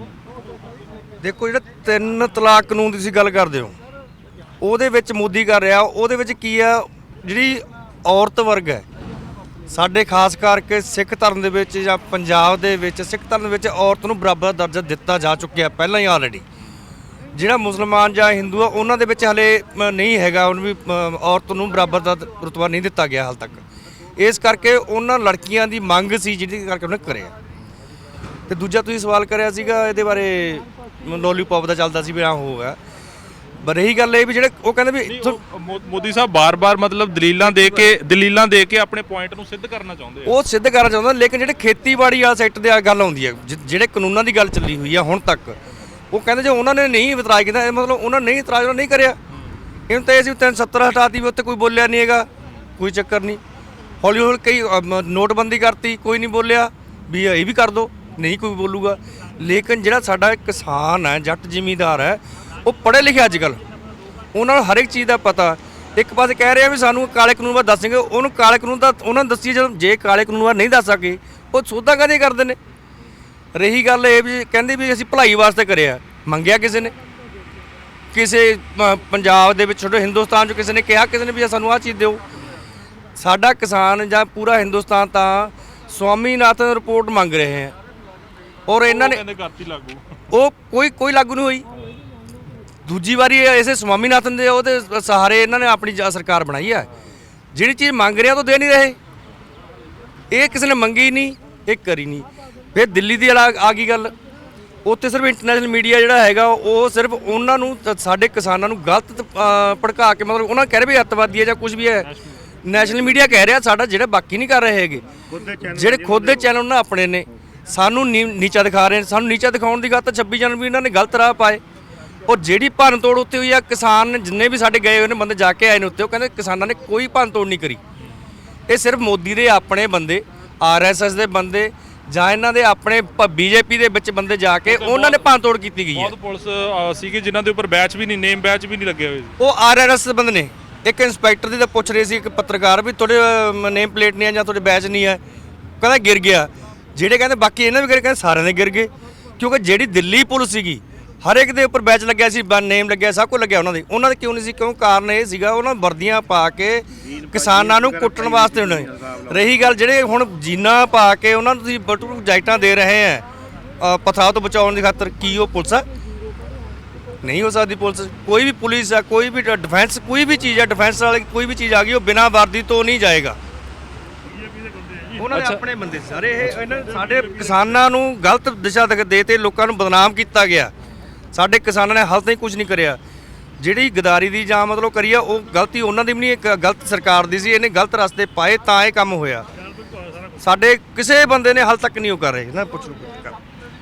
ਲਗਾਤਾਰ ਇੱਕ ਗੱਲ ਇਹ ਵੀ ਚਰਚਾਵਾਂ ਉੱਠਦੀਆਂ ਨੇ, ਨਗਰ ਨਿਗਮ ਚੋਣਾਂ ਹੋਈਆਂ ਨੇ ਹੁਣ, ਕੱਲ ਪੈ ਹੋ ਕੇ ਹਟੀਆਂ ਨੇ, ਔਰ ਇਹ ਲਗਾਤਾਰ ਚਰਚਾ ਉੱਠਦੀ ਹੈ ਕਿ ਕਿਸਾਨਾਂ ਨੂੰ ਕਿਤੇ ਨਾ ਕਿਤੇ ਆਪਣੀ ਪਾਰਟੀ ਬਣਾ ਲੈਣੀ ਚਾਹੀਦੀ ਹੈ। ਇਹ ਅਫਵਾਹਾਂ ਹੀ ਨੇ, ਹਾਲੇ ਚਰਚਾਵਾਂ ਹੀ ਨੇ। ਤਾਂ ਤੁਹਾਨੂੰ ਲੱਗਦਾ ਕਿ ਕਿਸਾਨਾਂ ਨੂੰ ਆਪਣੀ ਪਾਰਟੀ ਬਣਾ ਲੈਣੀ ਚਾਹੀਦੀ ਹੈ? ਅਗਰ ਬਣਾ ਲੈਣੀ ਚਾਹੀਦੀ ਹੈ ਤਾਂ ਉਹਦਾ ਕਿਵੇਂ ਦਾ ਫਾਇਦਾ ਹੋਏਗਾ? ਜਿਹੜਾ ਹੁਣ ਸਾਡੇ ਮਸਲੇ ਹੱਲ ਹੋਣਗੇ, ਸਾਡੇ ਪਾਰਟੀ ਬਣ ਕੇ ਗੱਲ ਬਣੀ। ਪੋਲੀਟੀਕਲ ਪਾਰਟੀਆਂ ਹੁਣ ਤੱਕ ਸਾਨੂੰ ਖਰਾਬ ਕਰ ਰਹੀਆਂ, ਭ੍ਰਿਸ਼ਟਾਚਾਰ ਗੁੰਮਰਾਹ ਕਰ ਰਹੀਆਂ, ਉਹ ਅਸੀਂ ਆਪਣਾ ਕੰਮ ਆਪ ਸਾਂਭਾਂਗੇ ਜੀ। ਫਿਰ ਤੁਹਾਨੂੰ ਲੱਗਦਾ ਕਿ ਕਿਸਾਨਾਂ ਦੇ ਮਸਲੇ ਟੋਟਲੀ ਹੱਲ ਹੋ ਜਾਣਗੇ ਅਗਰ ਪੋਲੀਟੀਕਲ ਪਾਰਟੀ ਬਣਾ ਲੈਣ ਕਿਸਾਨ? ਬਿਲਕੁਲ ਹੋਣਗੇ ਜੀ। ਨਹੀਂ ਲੱਗਦਾ ਕਿ ਜਦੋਂ ਕਿਸਾਨਾਂ ਦੇ ਵਿੱਚੋਂ ਲੀਡਰ ਸਿਆਸੀ ਉਹ ਰੁਤਬੇ ਤੇ ਚਲੇ ਜਾਣਗੇ ਤਾਂ ਕਿਤੇ ਉਹ ਨਾ ਬਦਲ ਜਾਣ? ਇੰਨੀ ਛੇਤੀ ਨਹੀਂ ਬਦਲਦੇ ਜੀ। ਤਾਂ 50-60 ਸਾਲ ਲੱਗੇ ਨਾ, ਪਤਾ ਲੱਗਿਆ ਕਿੱਦਾਂ ਹੇਰਾਫੇਰੀ ਕਰਨੀ ਹੈ, ਲੋਕਾਂ ਨੂੰ ਕਿੱਦਾਂ ਗੁੰਮਰਾਹ ਕਰਨਾ। ਇੰਨੀ ਛੇਤੀ ਨਹੀਂ ਆਉਂਦੇ ਜੀ। ਅਸੀਂ ਪਿੰਡ ਤੇ ਹੰਡਾਇਆ ਵਾ ਸਾਰਾ ਕੁਝ ਜੀ। ਅਸੀਂ ਆਪਣਾ ਠੀਕ ਰੱਖੂਗੇ, ਭਾਈਚਾਰਕ ਸਾਂਝ ਬਣਾ ਕੇ ਰੱਖੂਗੇ। ਪਿੰਡਾਂ ਹੁਣ ਵੀ ਸਾਡੀ ਭਾਈਚਾਰਕ ਸਾਂਝ ਚੱਲਦੀ ਹੈ ਜੀ। ਨਗਰ ਨਿਗਮ ਚੋਣਾਂ 'ਚ ਤਾਂ ਪਰ ਕਾਫੀ ਜ਼ਿਆਦਾ ਆਪਾਂ ਨੂੰ ਦੇਖਿਆ ਝੜਪਾਂ ਦੇਖਣ ਨੂੰ ਮਿਲੀਆਂ। ਉਹ ਤਾਂ ਹੁੰਦੇ ਨੇ, ਗੁੰਡੇ ਲੋਕ ਇਕੱਠੇ ਹੋਏ ਜੀ। ਸਾਰੇ ਪੋਲੀਟੀਕਲ ਬੰਦੇ ਸਾਰੇ ਗੁੰਡੇ ਜਿੰਨੇ ਹੈਗੇ, ਇਹਨਾਂ ਤੋਂ ਬਚਾਇਆ ਆਪਣੇ ਮਤਲਬ ਚਾਹੀਦਾ ਇਹਨਾਂ ਨੂੰ ਜੀ ਬਸ। ਮਤਲਬ ਹੈ ਨਹੀਂ ਕਿਸੇ ਦਾ, ਜਨਤਾ ਵਾਸਤੇ ਕੁਝ ਨਹੀਂ ਹੈਗਾ ਜੀ। ਉਹ ਅੱਜ 50 ਰੁਪਏ ਸਿਲੰਡਰ ਫਿਰ ਵਧਾਤਾ ਬੈਠਾ ਨਹੀਂ, ਕਿਆ ਜ਼ੋਰ ਲੱਗ ਜਾਂਦਾ ਜੀ। ਪੰਜਾਬ ਸਰਕਾਰ ਦੀ ਕਾਰਗੁਜ਼ਾਰੀ ਨੂੰ ਕਿਵੇਂ ਤੱਕ ਦੇਖਦੇ ਹੋ ਹੁਣ ਤੱਕ? ਪੰਜਾਬ ਸਰਕਾਰ ਦੀ ਕਾਰਗੁਜ਼ਾਰੀ ਦੇਖੋ, ਪੰਜਾਬ ਸਰਕਾਰ ਹੁਣ ਤੱਕ ਮੇਰੇ ਖਿਆਲ 3 ਸਾਲ ਤੋਂ ਤਾਂ ਡੀਏ ਪੈਂਡਿੰਗ ਪਿਆ। ਸਾਡੀ ਜਿਹੜੀ ਪੇ ਕਮਿਸ਼ਨ ਦੀ ਰਿਪੋਰਟ ਆ ਉਹ ਪੈਂਡਿੰਗ ਪਈ ਆ। ਪਹਿਲਾਂ ਉਹਨਾਂ ਹੜਤਾਲਾਂ ਕਰੀਆਂ ਯੂਨੀਅਨ ਨੇ, ਉਹਦੇ 'ਚ ਦੇਖੋ ਇਹਨਾਂ ਕਹਿੰਦੇ ਦਸੰਬਰ 'ਚ ਲਾਗੂ ਕਰਾਂਗੇ, ਦਸੰਬਰ ਤੋਂ ਚੱਕ ਕੇ ਫਰਵਰੀ 'ਚ ਲੈ ਗਏ। ਤੇ ਜਦੋਂ ਗੱਲ ਆਉਂਦੀ ਆ ਮੁਲਾਜ਼ਮਾਂ ਦੀ, ਮੁਲਾਜ਼ਮਾਂ ਦੇ ਵਿੱਚ ਦੇਖੋ ਕਹਿੰਦੇ ਆ ਵੀ ਸਾਡੇ ਕੋਲੇ ਖਜ਼ਾਨਾ ਖਾਲੀ ਆ, ਸਾਡੇ ਕੋਲ ਪੈਸੇ ਨਹੀਂ ਹੈਗੇ। ਲੇਕਿਨ ਜਿੰਨੇ ਸਾਡੇ ਐਮਐਲਏ, ਮੰਤਰੀ, ਮੁੱਖ ਮੰਤਰੀ ਜੋ ਵੀ ਹੈ, ਬਾਦਲ 5 ਪੈਨਸ਼ਨਾਂ ਲੈ ਰਿਹਾ, ਕੈਪਟਨ ਸਾਹਿਬ ਵੀ ਲੈ ਰਹੇ ਆ, ਬਾਦਲ ਸਾਹਿਬ ਵੀ ਲੈ ਰਹੇ ਆ, ਸਾਰੇ ਮਨਪ੍ਰੀਤ ਵੀ ਲੈ ਰਹੇ ਆ, ਸਾਰੇ ਜਿੰਨੇ ਐਮਐਲਏ ਵਗੈਰਾ 4-4 5-5 ਪੈਨਸ਼ਨਾਂ ਲੈ ਰਹੇ ਆ, 2.5 3-3 ਲੱਖ ਰੁਪਏ ਲੈ ਰਹੇ ਆ। ਉਹ ਕਹਿੰਦੇ ਸਾਡਾ ਖਜ਼ਾਨਾ ਖਾਲੀ ਹੈ। ਇਹਨਾਂ ਦੀ ਪੈਨਸ਼ਨਾਂ ਕਿਉਂ ਨਾ ਬੰਦ ਕੀਤੀਆਂ ਜਾਣ, ਇੱਕ ਪੈਨਸ਼ਨ ਦੇਣ। ਸਾਡਾ ਜਿਹੜਾ ਮੁਲਾਜ਼ਮ ਵਰਗ ਹੈ, ਮੈਂ ਰਿਟਾਇਰਡ ਹਾਂ ਤੇ ਸਾਨੂੰ ਤਾਂ 30 ਸਾਲ 35 ਸਾਲ ਨੌਕਰੀ ਕਰਕੇ ਸਾਨੂੰ ਤਾਂ 25-30 ਹਜ਼ਾਰ ਪੈਨਸ਼ਨ ਮਿਲਣੀ ਹੈ। ਇਹ ਕਹਿੰਦੇ ਸੀ ਲੋਕਾਂ ਦੀ ਸੇਵਾ ਕਰਨੀ ਹੈ, 5 ਸਾਲ ਲੱਗ ਕੇ 70-75 ਹਜ਼ਾਰ ਰੁਪਏ ਪੈਨਸ਼ਨ ਲੈਣ ਲੱਗ ਜਾਂਦੇ ਨੇ। ਜਿੰਨੀ ਵਾਰ ਬਣ ਗਏ ਉਨੀ ਵਾਰੀ ਮਿਲ ਜਾਣੀ ਹੈ। ਆ ਸਾਡੇ ਪਿਛਲੇ ਪਾਸੇ ਇੱਕ ਹੋਮਗਾਰਡ ਦਾ ਤੁਸੀਂ ਦੇਖੋ ਟੈਂਟ ਲੱਗਿਆ ਹੋਇਆ ਨਾ, 4 ਸਾਲ ਹੋ ਗਏ 5 ਤੇ ਬੈਠਿਆਂ ਨੂੰ। ਇਹ ਪਹਿਲਾਂ ਅੱਤਵਾਦ ਦੇ ਟਾਈਮ ਇਹਨਾਂ ਨੇ ਨੌਕਰੀਆਂ ਕਰੀਆਂ ਨੇ, ਬਰਾਬਰ ਖੜ ਕੇ ਡਿਊਟੀਆਂ ਕਰੀਆਂ ਇਹਨਾਂ ਨੇ। ਔਰ ਇਹਨਾਂ ਨੂੰ ਹਾਈ ਕੋਰਟ ਨੇ ਕਹਿਤਾ ਸੀ ਕਿ ਇਹਨੂੰ ਸਿਪਾਹੀ ਦੇ ਬਰਾਬਰ ਤਨਖਾਹ ਦਿਓ, ਉਹ ਦੇਤੀ।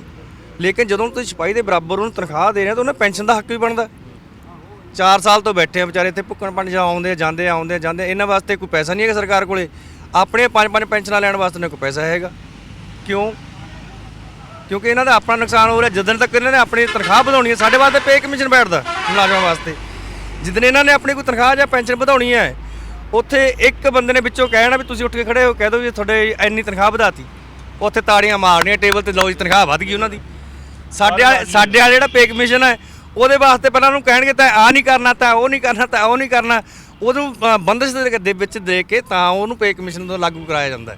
ਇਹਨਾਂ ਨੇ ਤਾੜੀ ਮਾਰੀ, ਚੱਲ ਤਨਖਾਹ ਵਧ ਗਈ, ਪੈਨਸ਼ਨ ਵਧ ਗਈ, ਫ੍ਰੀ ਦਾ ਸਾਰਾ ਕੁਝ ਫ੍ਰੀ, ਰਾਸ਼ਨ ਇਹਨਾਂ ਦਾ ਫ੍ਰੀ। ਇਹਨਾਂ ਨੂੰ ਐ ਪੁੱਛ ਕੇ ਦੇਖੋ ਕਿਸੇ ਮੰਤਰੀ ਨੂੰ ਵੀ ਤਾਂ ਜਿਹੜੀ ਆਪਾਂ ਗੋਭੀ ਲੈ ਕੇ ਆਉਂਦੇ ਬਾਹਰੋਂ ਸਬਜ਼ੀ ਲੈਂਦੇ, ਦਾਣਾ ਲੈਂਦੇ, ਉਹਦਾ ਰੇਟ ਕੀ ਹੈ? ਕਿਉਂਕਿ ਉਹਨਾਂ ਕਦੇ ਖਰੀਦਿਆ ਹੀ ਨਹੀਂ। ਅੱਛਾ, ਹੁਣ ਕਹਿ ਰਹੇ ਆ ਕਿ ਟਕੈਤ ਸਾਹਿਬ ਨੇ ਵੀ ਕਹਿਤਾ ਕਿ ਅਕਤੂਬਰ ਤੱਕ ਸ਼ਾਇਦ ਚੱਲ ਸਕਦਾ ਧਰਨਾ, ਸ਼ਾਇਦ ਲੰਬਾ ਚੱਲ ਜਾਵੇ। ਤੁਹਾਨੂੰ ਲੱਗਦਾ ਵੀ ਧਰਨਾ ਹੁਣ ਲੰਬਾ ਜਾਊਗਾ ਜਾਂ ਮਸਲਾ ਇਹਦਾ ਹੱਲ ਛੇਤੀ ਨਿਕਲ ਜਾਊਗਾ?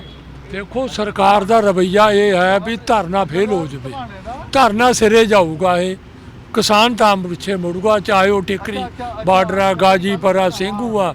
ਕਿਸਾਨ ਆਪਣੇ ਹੱਕਾਂ ਨੂੰ ਬੈਠਾ। ਇਹ ਵਪਾਰੀ ਆ, ਸਾਨੂੰ ਲੁੱਟਣ ਨੂੰ ਪਹਿਲਾਂ ਲੁੱਟਦੇ ਨੇ, ਹੁਣ ਅਸੀਂ ਜਾਗਰੂਕ ਹੋ ਗਏ ਆ। ਹੁਣ ਅਸੀਂ ਇਹਨਾਂ ਨੂੰ ਜਿਹੜੀ ਰਾਮ ਲਟਾਈ ਉਹ ਬੰਦ ਕਰਨੀ ਆ, ਫਿਰ ਪਿੱਛੇ ਨੂੰ ਮੁੜਨਾ। ਨਹੀਂ, ਇੱਕ ਪਾਸੇ ਤਾਂ ਕਿਸਾਨ ਇਹ ਮੰਗ ਕਰਦੇ ਸੀ ਕਿ ਸਵਾਮੀਨਾਥਨ ਕਮਿਸ਼ਨ ਦੀ ਰਿਪੋਰਟ ਲਾਗੂ ਹੋ ਜਾਵੇ। ਹੁਣ ਕਿਤੇ ਨਾ ਕਿਤੇ ਮੰਗਾਂ ਇਸ ਗੱਲ ਤੇ ਆ ਕੇ ਖੜ ਗਈਆਂ ਕਿ ਪਹਿਲਾਂ 3 ਕਾਨੂੰਨ ਹੀ ਰੱਦ ਹੋ ਜਾਣ, ਚਲੋ ਸਵਾਮੀਨਾਥਨ ਕਮਿਸ਼ਨ ਦੀ ਰਿਪੋਰਟ ਬਾਅਦ 'ਚ ਦੇਖੀ ਜਾਊਗੀ। ਸਵਾਮੀਨਾਥਨ ਜਿਹੜਾ ਕਮਿਸ਼ਨ ਆ ਉਹ ਕਿਸਾਨਾਂ ਦੇ ਹੱਕ 'ਚ ਆਇਆ ਸੀ, ਪਰ ਸਰਕਾਰ ਨੂੰ ਤੇ ਹਟਾਵਾ ਟੋਲ ਹੋ ਗਈ। ਕਾਂਗਰਸ ਵੀ ਰਹੀ, ਉਹਨੂੰ ਜਾਰੀ ਨਹੀਂ ਕਰਿਆ। ਆ ਮੋਦੀ ਆ ਗਿਆ, ਉਹਨੇ ਨਹੀਂ ਜਾਰੀ ਕਰਿਆ। ਇਹਨੇ ਆਪਣੇ 3 ਕਾਨੂੰਨ ਲੈ ਆਂਦੇ ਆ। ਉਹ ਕਿਸਾਨ ਉਹਨੂੰ ਮੰਨਦਾ ਨਹੀਂ ਆ। ਜਾਂ ਸਾਨੂੰ MSP ਸਹੀ ਨਹੀਂ ਮਿਲਦੀ। ਹੁਣ ਮੈਂ ਗੱਲ ਕਰਦਾ ਹਾਂ, ਪਿੱਛੇ ਗੌਰਮੈਂਟ ਨੇ ਆ ਜਿਹੜਾ ਰਬੀ ਸੀਜ਼ਨ ਗਿਆ, ਸੌਣੀ ਦਾ ਸੀਜ਼ਨ ਗਿਆ, ਇਹਦੇ ਵਿੱਚ ਮੱਕੀ ਦਾ ਵੀ ਰੇਟ ਵਧਾਇਆ, ਮਾਹਾਂ ਦੇ ਵੀ ਦਾਣਾ ਕਿਸਾਨਾਂ ਨੂੰ ਫਾਇਦਾ, ਉਹ ਚੀਜ਼ ਮਿਲੀ ਨਹੀਂ। ਮੱਕੀ ਸਾਡੀ ਜਿਹੜੀ 1850 ਰੇਟ ਸੀ, ਅਸੀਂ ਉਹ 800-900 ਨੂੰ ਵੇਚਣ ਨੂੰ ਮਜਬੂਰ ਹੋ ਗਏ। ਰੱਖੀਏ ਕਿੱਥੇ ਉਹਨੂੰ? ਫਿਰ ਲੁੱਟ ਤਾਂ ਸਰਕਾਰ ਕਰ ਰਹੀ ਆ। ਜੇ ਉਹਦਾ ਰੇਟ ਕਰਿਆ ਸੀ 1850, ਕਿਸਾਨ ਤੋਂ ਲੈ ਲੈਂਦੇ ਆ। ਹੁਣ ਸਰਕਾਰ ਕਹਿੰਦੀ ਆ, ਪੰਜਾਬ ਸਰਕਾਰ ਵੀ ਕਹਿੰਦੀ ਆ ਕਿਸਾਨ ਨੂੰ ਕਿ ਤੁਸੀਂ ਜੀ ਫਸਲਾਂ ਪਲਟਾਂ ਦੂਜੀਆਂ ਉਹ ਬੀਜੋ, ਧਾਨ 'ਚ ਜਾਂ ਕਣਕ ਨੂੰ ਛੱਡ ਦਿਓ। ਜਾਂ ਸਾਡੇ ਉਹਨਾਂ ਰੇਟ ਨਹੀਂ ਲੈਂਦੇ ਆ, ਕਿਸਾਨ ਬੀਜ ਦੂਗਾ, ਰੁਲ ਜੂਗਾ, ਫਿਰ ਤਾਂ ਆਤਮ ਹੱਤਿਆ ਹੋਰ ਕਰੂਗਾ, ਪੈਸੇ ਮੋੜਨੇ ਨਹੀਂ ਆ। ਆਹ ਦੱਸੋ, ਇਹ ਤਾਂ ਕਿਸਾਨਾਂ ਦਾ ਧੱਕਾ ਆ। ਹਾਂ, ਅੱਤਵਾਦੀ ਲਗਾਤਾਰ ਕਿਹਾ ਗਿਆ, ਕਿਸਾਨਾਂ ਨੂੰ ਲਗਾਤਾਰ ਅੱਤਵਾਦੀ, ਵੱਖਵਾਦੀ, ਖਾਲਿਸਤਾਨੀ, ਅਰਬਨ ਨਕਸਲਾਈਟ, ਇਹ ਸਾਰੀਆਂ ਟਰਮਜ਼ ਵਰਤੀਆਂ। ਤੇ ਜਦੋਂ ਕਿ ਕਿਸਾਨ ਕਹਿੰਦੇ ਰਹੇ ਸੀ ਅੱਤਵਾਦੀ ਨਹੀਂ, ਅੰਨਵਾਦੀ ਆ। ਇਹ ਮੋਦੀ ਦੀ ਆਪਣੀ ਸੋਚ ਹੈ। 75 ਵਿੱਚ ਜਦੋਂ ਐਮਰਜੈਂਸੀ ਲਾਗੂ ਹੋਈ ਆ, ਮੋਦੀ ਪੱਗ ਬਣ ਕੇ ਗੁਰਦੁਆਰੇ ਰਹਿ ਕੇ ਆਇਆ। ਉਦੋਂ ਅੱਤਵਾਦੀ ਬਣਿਆ ਸੀ ਇਹ? ਜਾਂ ਗੁਰਦੁਆਰਾ ਜਿਹੜਾ ਸਰਦਾਰ ਜਿਹੜੇ ਪੰਜਾਬੀ ਨੇ, ਉਦੋਂ ਅੱਤਵਾਦੀ ਸੀ ਉਹ? ਖਾਲਸਾ ਏਡ ਨੇ ਲੰਗਰ ਲਾਇਆ, ਦਵਾਈਆਂ ਦਿੱਤੀਆਂ ਇੱਥੇ ਆਪਣੇ ਦਿੱਲੀ ਮੋਰਚੇ ਦੇ ਵਿੱਚ, ਉਦੋਂ ਉਹ ਜੋ ਤਾਂ ਪੂਰੇ ਵਰਲਡ ਦੇ ਵਿੱਚ ਖਾਲਸਾ ਏਡ ਕੰਮ ਕਰਦੀ ਹੈ, ਫਿਰ ਤਾਂ ਸਾਰੀ ਦੁਨੀਆ ਸਰਾਉਂਦੀ ਹੈ। ਕੈਨੇਡਾ ਦੇ ਇੱਕ ਜੋ ਐਮਪੀ ਨੇ ਮੈਂਬਰ ਪਾਰਲੀਮੈਂਟ ਟਿਮ ਉੱਪਲ, ਉਹਨਾਂ ਨੇ ਵੀ ਜਿਹੜਾ ਖਾਲਸਾ ਏਡ ਨੂੰ ਨੋਮੀਨੇਟ ਕੀਤਾ ਹੈਗਾ, ਨੋਬਲ ਪੀਸ ਪ੍ਰਾਈਜ਼ ਦੇ ਲਈ ਨੋਮੀਨੇਟ ਕੀਤਾ ਸੀਗਾ। ਇੱਕ ਪਾਸੇ ਤਾਂ ਸਰਕਾਰਾਂ ਉਹਨਾਂ ਨੂੰ ਨੋਮੀਨੇਟ ਕਰ ਰਹੀਆਂ ਨੇ, ਇੱਕ ਪਾਸੇ NIA ਦੇ ਵੱਲੋਂ ਨੋਟਿਸ ਆ ਰਹੇ ਨੇ। ਦੇਖੋ ਇਹ ਜਿਹੜੀ ਸਾਡੀ ਸਰਕਾਰ ਹੈ ਹਿੰਦੁਸਤਾਨ ਦੀ, ਪਹਿਲੀ ਗੱਲ ਤਾਂ ਜਿਹੜਾ ਸਾਡਾ ਪ੍ਰਧਾਨ ਮੰਤਰੀ ਆ, ਇੱਕ ਪੜ੍ਹਿਆ ਲਿਖਿਆ ਆਪਣੇ ਕਹਿੰਦਾ, ਮੇਰੇ ਹਿਸਾਬ ਨਾਲ ਤਾਂ ਉਹ ਅਨਪੜ੍ਹ ਤੋਂ ਹੀ ਮਾੜਾ ਹੈ। ਅਨਪੜ੍ਹ ਬੰਦਾ ਵੀ ਹਲੇ ਕਿਸੇ ਬੰਦੇ ਦੀ ਨਾ ਮਤਲਬ ਛੇਤੀ ਕਿਸੇ ਦੀ ਵਿਰੋਧਤਾ ਨਹੀਂ ਕਰੂਗਾ, ਮਾੜਾ ਲਫ਼ਜ਼ ਨਹੀਂ ਬੋਲੂਗਾ। ਉਹ ਦੇਖੋ ਰਵੀ ਸਿੰਘ ਜੀ ਖਾਲਸਾ ਏਡ ਨੇ, ਉਹਨਾਂ ਨੂੰ ਉੱਥੇ UN ਦੇ ਵਿੱਚ ਮਤਲਬ ਸਨਮਾਨਿਤ ਕੀਤਾ ਗਿਆ। ਕਾਹਦੇ ਵਾਸਤੇ? ਕਿਉਂਕਿ ਉਹ ਸਾਰੇ ਚੰਗੇ ਕੰਮ ਕਰਦੇ ਨੇ, ਸਭ ਕਰਦੇ। ਸਾਡੇ ਇੱਥੇ ਹੁਣ ਆਪਣਾ ਬਾਰਡਰ ਦੇ ਉੱਪਰ ਇਹਨਾਂ ਨੇ ਸਾਰਾ ਕੁਝ ਸਹੂਲਤ ਦਿੱਤੀ, ਤਾਂ ਇੱਥੇ ਅੱਤਵਾਦੀ ਬਣ ਕੇ ਨਾ ਫੰਡਿੰਗ ਆਉਣ ਲੱਗ ਗਈ। ਉੱਤਰਾਖੰਡ ਦੇ ਵਿੱਚ ਟ੍ਰੇਜਰੀ ਹੋਈ ਆ, ਖਾਲਸਾ ਏਡ ਉੱਥੇ ਗਿਆ। ਮੋਦੀ ਦਾ ਨੈਸ਼ਨਲ ਮੀਡੀਆ ਹੁਣ ਕਿਉਂ ਨਹੀਂ ਦਿਖਾ ਰਿਹਾ ਵੀ ਖਾਲਸਾ ਏਡ ਉੱਤੇ ਗਈ ਹੈ? ਹੁਣ ਉਹ ਅੱਤਵਾਦੀ ਕਿੱਥੇ ਗਏ? ਹੁਣ ਅੱਤਵਾਦੀ ਨਹੀਂ ਹੈਗੇ। ਸਾਡੇ ਮੋਰਚੇ 'ਚ ਆਏ ਹੋਏ ਸੀ ਤਾਂ ਉਹ ਅੱਤਵਾਦੀ ਸੀਗੇ। ਜੇ UN ਈਵਨ ਕਿ ਇੱਥੇ ਆਪਣਾ ਸਾਡੇ ਜਿਹੜਾ ਨਿਸ਼ਾਨ ਸਾਹਿਬ ਝੂਲ ਚਲਾਇਆ, ਉਹਦੇ ਵਾਸਤੇ ਕਹਿ ਰਹੇ ਆ ਕੈਨੇਡਾ ਦੇ ਵਿੱਚ, ਅਮਰੀਕਾ ਦੇ ਵਿੱਚ ਸਾਡਾ ਇਹਦਾ ਨਿਸ਼ਾਨ ਸਾਹਿਬ ਝੰਡੇ ਬਰਾਬਰ ਝੂਲ ਰਿਹਾ ਉਹਨਾਂ ਨੈਸ਼ਨਲ ਉਹਦੇ ਬਰਾਬਰ, ਨੈਸ਼ਨਲ ਫਲੈਗ ਦੇ ਬਰਾਬਰ। ਸਾਡੇ ਹਿੰਦੁਸਤਾਨ 'ਚ ਕਿਉਂ ਨਹੀਂ ਝੂਲ ਸਕਦਾ ਵੀ? ਜਿੰਨੇ ਸਾਡੇ ਬਾਰਡਰ ਹੈ ਹਿੰਦੁਸਤਾਨ ਦੇ, ਜਿੰਨੇ ਬਾਰਡਰ ਹੈ, ਸਾਰੇ ਬਾਰਡਰਾਂ 'ਤੇ ਸਾਡੇ ਪੰਜਾਬ ਦੇ ਮੁੰਡੇ ਖੜੇ ਆ। ਚਾਈਨਾ ਸਾਡੇ ਪੰਜਾਬ ਦੇ ਮੁੰਡੇ ਆ, ਪਾਕਿਸਤਾਨ ਤੇ ਸਾਡੇ ਪੰਜਾਬ ਦੇ ਮੁੰਡੇ ਆ। ਇੱਧਰ ਤੁਸੀਂ ਜਿੱਧਰ ਜਿਹੜੀ ਮਰਜ਼ੀ ਕਿੱਥੇ ਲੱਗਦੀ ਆ, ਆਪਣੀ ਸਰਹੱਦ ਲੱਗਦੀ ਆ, ਹਰੇਕ ਜਗ੍ਹਾ ਪੰਜਾਬ ਲਾਇਆ। ਕਿਉਂ? ਪੰਜਾਬ ਉੱਥੇ ਤੁਹਾਨੂੰ ਪੰਜਾਬੀ ਚੰਗੇ ਆ, ਉਹ ਸੂਰਵੀਰ ਨੇ। ਜੇ ਅਸੀਂ ਆਪਣਾ ਹੱਕ ਮੰਗਣ ਵਾਸਤੇ ਫਿਰ ਅਸੀਂ ਅੱਤਵਾਦੀ ਆ, ਵੱਖਵਾਦੀ ਆ। ਇਹਨੂੰ ਮੋਦੀ ਨੂੰ ਪਹਿਲਾਂ ਇਹ ਪੁੱਛੋ ਵੀ ਜਦੋਂ ਐਮਰਜੈਂਸੀ ਵੇਲੇ ਗੁਰਦੁਆਰੇ 'ਚ ਰਿਹਾ, ਦਾੜੀ ਵਧਾਈ ਹੋਈ ਸੀ, ਪੱਗ ਬੰਨੀ ਹੋਈ ਸੀ, ਉਹ ਹੁਣ ਤਾਂ ਬਾਪੂ ਆਸਾਰਾਮ ਵਾਲੀ ਭੇਸ ਬਣਾਇਆ ਹੋਇਆ ਉਹਨੇ। ਮੈਂ ਤੁਹਾਨੂੰ ਦਿਖਾ ਦਿੰਦਾ, ਉਹ ਤੇ ਪੁੱਛ ਰਿਹਾ ਕਿ ਬੰਦਾ ਪੁੱਛ ਰਿਹਾ, ਚਾਚਾ ਕੀ ਬਾਪੂ ਆਸਾਰਾਮ ਨੂੰ ਜ਼ਮਾਨਤ ਮਿਲ ਗਈ? ਉਹ ਕਹਿੰਦੇ ਨਹੀਂ ਵੀ ਇਹ ਤਾਂ ਮੋਦੀ ਹੀ ਬਣ ਗਿਆ, ਆਸਾਰਾਮ ਹੀ ਹੈ। ਕਹਿੰਦੇ ਇਹ ਆਸਾਰਾਮ ਤੇ ਮੋਦੀ ਦੇ ਵਿੱਚ ਕੋਈ ਫਰਕ ਨਹੀਂ ਹੈਗਾ, ਉਹ ਬਲਾਤਕਾਰੀ ਹੈ। ਇਹ ਜਿਹੜੇ ਕ੍ਰਾਂਤਕਾਰੀ ਅੱਤਵਾਦੀ ਨੂੰ ਅੱਤਵਾਦੀ ਕਹਿ ਰਹੇ ਕਿ ਇਹਨਾਂ ਫਰਕ ਕੋਈ ਨਹੀਂ ਹੈਗਾ, ਸਿਰਫ ਭਾਸ਼ਾ ਦੀ ਫਰਕ, ਹੋਰ ਕੁਝ ਨਹੀਂ ਹੈਗਾ। ਅੱਛਾ, ਇੱਕ ਚੀਜ਼ ਤੁਸੀਂ ਦੇਖੋ ਕਿ ਭਾਵੇਂ ਉਹ ਕਿਸਾਨ ਮੋਰਚਾ ਹੈ, ਭਾਵੇਂ ਉਹ ਇੱਥੇ ਟੋਲ ਪਲਾਜ਼ਿਆਂ ਤੇ ਬੈਠੇ ਨੇ, ਧਰਨੇ ਮੋਰਚੇ ਲੱਗਦੇ ਨੇ ਤਾਂ ਲੋਕਾਂ ਨੂੰ ਅਸੁਵਿਧਾਵਾਂ ਖੜੀਆਂ ਹੋ ਜਾਂਦੀਆਂ ਨੇ, ਲੋਕਾਂ ਨੂੰ ਮੁਸ਼ਕਲਾਂ ਖੜੀਆਂ ਹੋ ਜਾਂਦੀਆਂ ਜਿਹੜੇ ਸਥਾਨਕ ਵਾਸੀ ਹੁੰਦੇ ਨੇ। ਪਰ ਕਿਸਾਨ ਮੋਰਚੇ ਦੀ ਤੁਸੀਂ ਕਿਸਾਨ ਮੋਰਚੇ ਜਾ ਕੇ ਦੇਖੋ, ਉੱਥੇ ਦੇ ਲੋਕਲ ਜਿਹੜੇ ਆ ਕੇ ਨੇ ਉੱਥੇ ਪ੍ਰਸ਼ਾਦਾ ਛਕਦੇ ਨੇ। ਕਿਸਾਨਾਂ ਵੱਲੋਂ ਜੋ ਲੰਗਰ ਤਿਆਰ ਕੀਤਾ ਹੁੰਦਾ ਉਹ ਛਕਦੇ ਨੇ। 100 ਅਗਰ ਬੰਦਾ ਉੱਥੇ ਪ੍ਰਸ਼ਾਦਾ ਛਕ ਰਿਹਾ, ਉਹਦੇ 'ਚੋਂ 60-70 ਬੰਦੇ ਨੇ ਜਿਹੜੇ ਉਹ ਲੋਕਲ ਉੱਥੇ ਦੇ ਹੁੰਦੇ ਨੇ, ਜਿਹੜੇ ਉਹ ਉੱਥੇ ਪ੍ਰਸ਼ਾਦਾ ਛਕਦੇ ਨੇ। ਕਿਸਾਨ ਆਪਣੀ ਮੰਗਾਂ ਨੂੰ ਮੰਗ ਰਹੇ ਨੇ, ਪਰ ਫਿਰ ਵੀ ਲੋਕਾਂ ਨੂੰ ਕੁਝ ਨਾ ਕੁਝ ਦੇ ਰਹੇ ਨੇ। ਇੱਥੇ ਵੀ ਉਹੀ ਸੀਨ ਤੁਸੀਂ ਦੇਖ ਸਕਦੇ ਹੋ ਕਿ ਟ੍ਰੈਫਿਕ ਆ ਜਿਹੜੀ ਉਹ ਨਿਰੰਤਰ ਜਾ ਰਹੀ ਹੈ, ਉਹਨਾਂ ਤੋਂ ਕੋਈ ਟੋਲ ਕੋਈ ਟੈਕਸ ਨਹੀਂ ਵਸੂਲਿਆ ਜਾ ਰਿਹਾ। ਕਿਸਾਨ ਆਪਣੀ ਮੰਗਾਂ ਮੰਗ ਰਹੇ ਨੇ, ਪਰ ਲੋਕਾਂ ਨੂੰ ਫਿਰ ਵੀ ਸਹੂਲਤਾਂ ਨੇ, ਲੋਕ ਪਰੇਸ਼ਾਨ ਨਹੀਂ ਹੈਗੇ। ਮੋਰਚੇ ਦੇ ਵਿੱਚ ਇਹ ਚੀਜ਼ ਆਮ ਤੌਰ ਤੇ ਜੇ ਧਰਨੇ ਲੱਗਦੇ ਨੇ ਤਾਂ ਲੋਕ ਕਹਿੰਦੇ ਨੇ, ਲੋਕਾਂ ਦੀ ਸ਼ਿਕਾਇਤ ਹੁੰਦੀ ਹੈ ਕਿ ਸਾਨੂੰ ਤੰਗ ਹੋ ਗਏ, ਪਰ ਇਹ ਕਿਸਾਨ ਮੋਰਚਾ ਇਹੋ ਜਿਹਾ ਕਿ ਲੋਕ ਸਗੋਂ ਸਹੂਲਤ ਦੇ ਵਿੱਚ ਆ ਗਏ। ਦੇਖੋ ਹੁਣ ਇੱਥੇ ਜਿੰਨੇ ਹੁਣ 5-6 ਮਹੀਨੇ ਤੋਂ ਲਗਾਤਾਰ ਚੱਲ ਰਿਹਾ, ਟੋਲ ਫ੍ਰੀ ਨੇ, ਪਬਲਿਕ ਨੂੰ ਫਾਇਦਾ ਤਾਂ ਹੋ ਰਿਹਾ ਨਾ, ਸਾਡਾ ਤਾਂ ਕੋਈ ਨੁਕਸਾਨ ਨਹੀਂ। ਪਬਲਿਕ ਤਾਂ ਸੋ ਖੁਸ਼ ਹੈ ਵੀ ਹਾਂ। ਜੇ ਆਮ ਤੌਰ ਤੇ ਤਾਂ ਵੈਸੇ ਆਮ ਜਿੰਨੇ ਵੀ ਕਿਤੇ ਦਿੱਲੀ ਦੇ ਬਾਰਡਰਾਂ ਤੁਸੀਂ ਜਾ ਕੇ ਆਏ ਹੋਵੋਗੇ, ਉੱਥੇ ਲੋਕ ਆ ਕੇ ਉਹਨਾਂ ਪੁੱਛਿਆ ਹੋਣਾ ਕਿ ਕੋਈ ਕਿਸੇ ਨੇ ਵਿਰੋਧ ਕਰਿਆ ਸਾਡਾ, ਕਿਉਂਕਿ ਉਹਨਾਂ ਨੂੰ ਤਾਂ ਇਹ ਤਾਂ ਸਾਨੂੰ ਤਾਂ ਪਹਿਲੀ ਵਾਰੀ ਇੱਥੇ ਅੰਦੋਲਨ ਦੇਖਿਆ। ਉਹ ਤਾਂ ਕਹਿੰਦੇ ਵੀ ਇੱਥੇ ਹੀ ਰਹਿਣ, ਨਵਾਂ ਪੰਜਾਬ ਵਸਾਉਣ ਹੀ ਇੱਥੇ। ਇੱਕ ਲੇਡੀ ਬੋਲ ਰਹੀ ਹੈ, ਕਹਿੰਦੀ ਮੈਂ ਆਪਣੇ ਬੱਚਿਆਂ ਨੂੰ ਪੁੱਛਿਆ ਵੀ ਬੇਟਾ ਜੰਨਤ ਕਿੱਥੇ ਹੈ? ਕਹਿੰਦਾ ਬੇਟਾ ਕਹਿੰਦਾ ਵੀ ਰੱਬ ਕੋਲ ਹੁੰਦਾ। ਕਹਿੰਦੀ ਉਹ ਮੇਰੀ ਬੇਟੀ ਬੋਲਦੀ ਹੈ ਨਹੀਂ, ਜੇ ਜੰਨਤ ਹੈ ਤਾਂ ਪੰਜਾਬ 'ਚ ਹੈ, ਅਸੀਂ ਜੰਨਤ ਦੇ ਵਿੱਚ ਕਿਉਂ ਨਹੀਂ ਗਏ ਮੰਮਾ? ਇੱਕ ਪੰਜਾਬੀ ਨੇ ਜਿਹਨੂੰ ਅਸੀਂ ਕਹਿੰਦੇ ਜੰਨਤ ਹੈ ਜੇ ਤਾਂ ਪੰਜਾਬ 'ਚ, ਵੀ ਅਸੀਂ ਆਪਣੇ ਆਪ ਨੂੰ ਇਹ ਮਹਿਸੂਸ ਕਰਦੇ ਹਾਂ ਵੀ ਅਸੀਂ ਦਿੱਲੀ ਆ ਕੇ ਜੌਬ ਕਿਉਂ ਕਰਦੇ ਆ, ਮਤਲਬ ਇੱਥੇ ਕਿਉਂ ਦੁਕਾਨਦਾਰੀ ਕੀਤੀ, ਪੰਜਾਬ 'ਚ ਕਿਉਂ ਨਹੀਂ ਗਏ ਹੈਗੇ? ਹਾਲਾਂਕਿ ਉਹ ਬਿਹਾਰ ਦੀ ਰਹਿਣ ਵਾਲੀ ਹੈ ਮੇਰੇ ਖਿਆਲ। ਉਹ ਦੇਖੋ ਉਹ ਲੋਕ ਸੋਚਦੇ ਆ ਵੀ ਅਸੀਂ ਜੰਨਤ, ਸਾਨੂੰ ਜੰਨਤ ਕਹਿ ਰਹੇ ਆ। ਇਹ ਲੋਕ ਸਾਨੂੰ ਅੱਤਵਾਦੀ ਵੱਖਵਾਦੀ ਕਿੰਨਾ, ਕੋਈ ਇਹੋ ਜਿਹਾ ਟੈਗ ਨਹੀਂ ਹੈ ਜਿਹੜਾ ਸਾਨੂੰ ਨਹੀਂ ਦਿੱਤਾ ਇਹਨਾਂ ਨੇ। ਹਾਂਜੀ, ਉਹ ਗੱਲ ਇਹ ਹੈ ਜੀ, ਹੁਣ ਜਿਹੜਾ ਅੰਦੋਲਨ ਚੱਲਿਆ ਹੋਇਆ। ਬਾਕੀ ਰਹੀ ਗੱਲ ਇਹ ਜਿਹੜੀ ਸਹੂਲਤ ਹੈ ਇਹਦੀ, ਉਹ ਆਪਣੇ ਲਾਂਘੇ ਦੀ, ਇੱਥੇ ਟੋਲ ਪਲਾਜ਼ਾ ਦੇਣ ਦੀ ਆ, ਪੈਸਾ ਦੇਣ ਦੀ, ਤੇ ਇਹਨਾਂ ਦੇ ਆਪਣੇ ਪੈਸੇ ਵੀ ਬਚ ਰਹੇ ਆ। ਜਿਹੜਾ ਹੁਣ ਸਰਕਾਰ ਨਾਲ ਲੁੱਟਣਾ ਤੇ ਇਹਨਾਂ ਦੀ ਜੇਬਾਂ 'ਚ ਪੈ ਰਹੇ ਆ ਬਸ, ਆਪਣੇ ਜਿਹੜੇ ਜੋ ਵੀ ਇੱਥੇ ਲੰਘ ਰਿਹਾ ਜੀ। ਤੇ ਇਸ ਕਰਕੇ ਟੋਲ ਪਲਾਜ਼ੇ ਦੇ ਆਪਣੇ ਜਿਹੜੇ ਉਹ ਹੈ ਗੱਡੀਆਂ ਕਾਰਾਂ ਲੰਘ ਰਹੀਆਂ, ਇਹਨਾਂ ਦੀ ਪੈਸਾ ਇਹਨਾਂ ਦਾ ਬਚਾਓ ਹੋ ਰਿਹਾ। ਬਾਕੀ ਹੋਰ ਕੋਈ ਗੱਲ ਨਹੀਂ ਹੈ, ਸਭ ਠੀਕ ਹੈ। ਸੋ ਇਹ ਰਿਪੋਰਟ ਦਿਖਾਉਣ ਦਾ ਮਕਸਦ ਇਹੀ ਸੀ ਕਿ ਕਈ ਲੋਕ ਇਹ ਸੋਚਦੇ ਨੇ ਕਿ ਮੋਰਚਿਆਂ ਤੇ ਸਿਰਫ ਕਿਸਾਨ ਬੈਠੇ ਨੇ। ਨਹੀਂ, ਪੰਜਾਬ ਦੇ ਜਿੰਨੇ ਵੀ ਟੋਲ ਪਲਾਜ਼ਾ ਨੇ ਔਰ ਮੇਰੇ ਖਿਆਲ ਰਿਲਾਇੰਸ ਦੇ ਪੰਪਾਂ ਤੇ ਵੀ ਹੈ ਨਾ, ਰਿਲਾਇੰਸ ਦੇ ਪੰਪ ਜਿੱਥੇ ਵੀ ਹੈਗੇ ਨੇ ਉੱਥੇ ਕਿਸਾਨ ਬੈਠੇ ਨੇ। ਔਰ ਮਕਸਦ ਇਹੀ ਹੈ ਇਸ ਚੀਜ਼ ਰਿਪੋਰਟ ਨੂੰ ਦਿਖਾਉਣ ਦਾ ਕਿ ਲਗਾਤਾਰ ਕਿਸਾਨ ਆਪਣਾ ਸੰਘਰਸ਼ ਕਰ ਰਹੇ ਨੇ, ਲਗਾਤਾਰ ਉਹ ਆਪਣੀ ਆਵਾਜ਼ ਬੁਲੰਦ ਕਰ ਰਹੇ ਨੇ, ਚਾਹੇ ਉਹ ਦਿੱਲੀ ਦੇ ਬਾਰਡਰਾਂ ਤੇ ਹੋਣ, ਚਾਹੇ ਉਹ ਪੰਜਾਬ ਦੇ ਵਿੱਚ ਟੋਲ ਪਲਾਜ਼ਿਆਂ ਤੇ ਹੋਣ, ਚਾਹੇ ਕਿਤੇ ਵੀ ਹੋਣ। ਉਹ ਸਰਦ ਠੰਡੀ ਰਾਤਾਂ ਦੇ ਵਿੱਚ ਗੁਜ਼ਾਰਦੇ ਨੇ ਬਾਹਰ ਅਸਮਾਨ ਦੇ ਥੱਲੇ। ਔਰ ਮੰਗ ਇਹੀ ਹੈ ਕਿ 3 ਜਿਹੜੇ ਖੇਤੀ ਕਾਨੂੰਨ ਨੇ, ਜਿਹੜੇ ਕਿਸਾਨ ਕਹਿੰਦੇ ਕਿ ਅਸੀਂ ਕਦੇ ਵੀ ਮੰਗੇ ਨਹੀਂ ਸੀ, ਭਾਵੇਂ ਮੋਦੀ ਸਾਹਿਬ ਪਾਰਲੀਮੈਂਟ ਦੇ ਵਿੱਚ ਖੜ ਕੇ ਕਹਿੰਦੇ ਰਹੇ ਹੋਣ ਕਿ ਤੁਸੀਂ ਮੰਗੇ ਨਹੀਂ ਸੀ ਪਰ ਅਸੀਂ ਸਮਾਜ ਦੀ ਭਲਾਈ ਲਈ ਬਣਾਏ ਆ। ਕਿਸਾਨ ਇਹ ਗੱਲ ਕਹਿ ਰਹੇ ਆ ਕਿ ਉਹ ਸਮਾਜ ਦੀ ਭਲਾਈ ਨਹੀਂ, ਸਾਡੀ ਬਰਬਾਦੀ ਦਾ ਇੱਕ ਪਲਾਨ ਬਣਾਇਆ ਗਿਆ, ਬਰਬਾਦੀ ਦਾ ਪਲਾਨ ਬਣਾਇਆ ਗਿਆ। ਸੋ ਇਸ ਰਿਪੋਰਟ ਨੂੰ ਦਿਖਾਉਣ ਦਾ ਹੀ ਮਕਸਦ ਸੀ।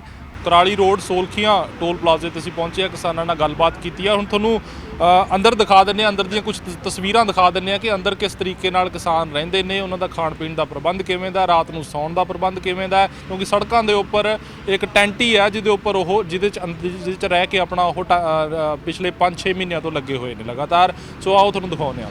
ਦੇਖ ਸਕਦੇ ਹੋ ਕਿ ਇੱਕ ਸੜਕ ਦੇ ਉੱਪਰ ਜਿਹੜਾ ਟੋਲ ਪਲਾਜ਼ਾ ਉਹਦੇ ਉੱਪਰ ਟੈਂਟ ਇਸ ਤਰੀਕੇ ਨਾਲ ਲਗਾਇਆ ਗਿਆ, ਟੈਂਟ ਲਾ ਕੇ ਟੇਬਲ ਲਾ ਕੇ ਤੇ ਉਹਦੇ ਵਿੱਚ ਗੱਦੇ ਲਾ ਕੇ ਇਸ ਤਰੀਕੇ ਨਾਲ ਸਾਰਾ ਪ੍ਰਬੰਧ ਕਿਸਾਨਾਂ ਵੱਲੋਂ ਕੀਤਾ ਗਿਆ। ਟੋਲ ਪਲਾਜ਼ੇ ਤੇ ਜੋ ਟੋਲ ਪਲਾਜ਼ੇ ਬੰਦ ਕੀਤੇ ਗਏ ਨੇ ਕਿਸਾਨਾਂ ਵੱਲੋਂ, ਉੱਥੇ ਬਕਾਇਦਾ ਤੌਰ ਆਪਣੀ ਡਿਊਟੀ ਨਿਭਾਈ ਜਾ ਰਹੀ ਹੈ। ਲਗਾਤਾਰ ਪਿਛਲੇ 5-6 ਮਹੀਨਿਆਂ ਤੋਂ ਕਿਸਾਨ ਇੱਥੇ ਡਟੇ ਹੋਏ ਨੇ।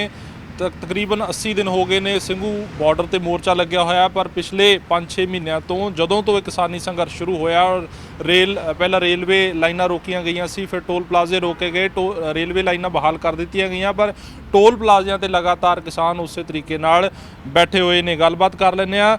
ਬਾਬਾ ਜੀ ਚੜ੍ਹਦੀ ਕਲਾ ਫਿਰ ਪੂਰੀ? ਕਿੰਨੇ ਦੇਰ ਹੋ ਗਈ ਬੈਠਿਆਂ ਨੂੰ ਇੱਥੇ? ਇੱਥੇ ਤਾਂ ਹੁਣ ਲੰਬਾ ਹੀ ਕੰਮ ਚੱਲੂਗਾ ਜੀ। 3 ਮਹੀਨੇ ਹੋ ਗਏ ਤਾਂ 3 ਮਹੀਨੇ ਤੋਂ ਉੱਪਰ ਹੋ ਗਏ ਜੀ।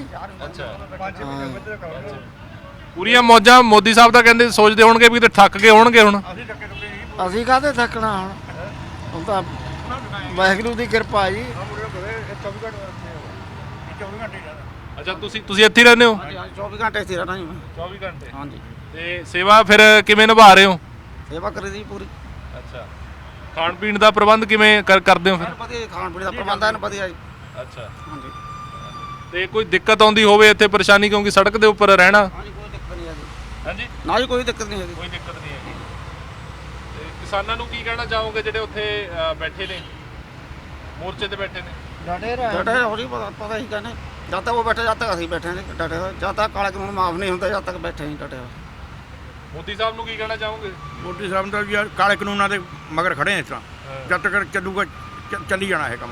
ਬੇਸ਼ੱਕ ਸਾਲ ਦਾ ਚੱਲਦਾ, ਸਾਲ ਲੱਗ ਜਾਵੇ ਚਾਹੇ 2 ਸਾਲ ਲੱਗ ਜਾਣ, ਇਹਦੇ ਇੱਕ ਨੇ ਚੱਲਣਾ ਜਦ ਤੱਕ ਮਾਫ ਨਹੀਂ ਹੁੰਦੇ। ਇਲੈਕਸ਼ਨ ਤੱਕ ਅਸੀਂ ਇਲੈਕਸ਼ਨ ਤੱਕ ਇੱਕ ਨੇ ਡਟੇ ਰਹਿਣਾ। ਹਾਂ, ਜਦ ਤੱਕ ਸਾਡਾ ਮਾਫ ਨਹੀਂ ਕਰਦੇ ਮੰਗਾਂ। ਸੋ ਇਹ ਤੁਸੀਂ ਦੇਖੋ ਤਸਵੀਰਾਂ, ਇਹ ਟੋਲ ਪਲਾਜ਼ਾ ਦੀਆਂ ਤਸਵੀਰਾਂ ਨੇ, ਕੁਰਾਲੀ ਟੋਲ ਪਲਾਜ਼ਾ ਦੇ ਤੇ ਸੋਲਖੀਆ ਟੋਲ ਪਲਾਜ਼ਾ। ਔਰ ਕਿਸਾਨ ਇਸੇ ਤਰੀਕੇ ਨਾਲ ਇੱਥੇ ਬੈਠਦੇ ਨੇ। ਬਹੁਤ ਲੋਕ, ਤੁਸੀਂ ਸਿੰਘੂ ਬਾਰਡਰ ਦੀਆਂ, ਟਿਕਰੀ ਬਾਰਡਰ ਦੀਆਂ, ਗਾਜ਼ੀਪੁਰ ਬਾਰਡਰ ਦੀਆਂ ਬਹੁਤ ਤਸਵੀਰਾਂ ਦੇਖੀਆਂ ਹੋਣਗੀਆਂ। ਤੁਸੀਂ ਉੱਥੇ ਦੇਖਿਆ ਹੋਊਗਾ ਕਿਸ ਤਰੀਕੇ ਨਾਲ ਕਿਸਾਨ ਉੱਥੇ ਆਪਣੇ ਤੰਬੂ ਗੱਡ ਕੇ ਤੇ ਬਿਸਤਰੇ ਲਗਾ ਕੇ ਬੈਠੇ ਨੇ।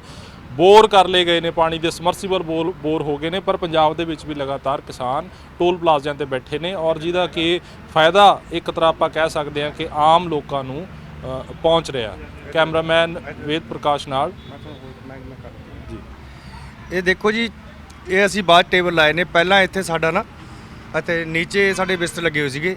ਜਿਵੇਂ ਬਾਰਡਰ ਦੇ ਉੱਪਰ ਬਾਰਿਸ਼ ਆਉਣ ਕਾਰਨ ਥੋੜੀ ਪ੍ਰੋਬਲਮ ਆਈ ਹੈ, ਸਾਨੂੰ ਵੀ ਇੱਥੇ ਪ੍ਰੋਬਲਮ ਆਈ। ਸਾਡੀਆਂ ਰਜਾਈਆਂ ਭੇਜੀਆਂ, ਗੱਦੇ ਭੇਜ ਗਏ ਸੀਗੇ। ਅੱਛਾ। ਇਹ ਉਸ ਤੋਂ ਬਾਅਦ ਫਿਰ ਅਸੀਂ ਇਹ ਟੇਬਲ ਲਾ ਕੇ ਕਿਸੇ ਸਟੇਜ ਬਣਾ ਲਈ, ਵੀ ਵਧੀਆ ਆਪਣਾ ਬੈੱਡ ਬਣਾ ਲਏ।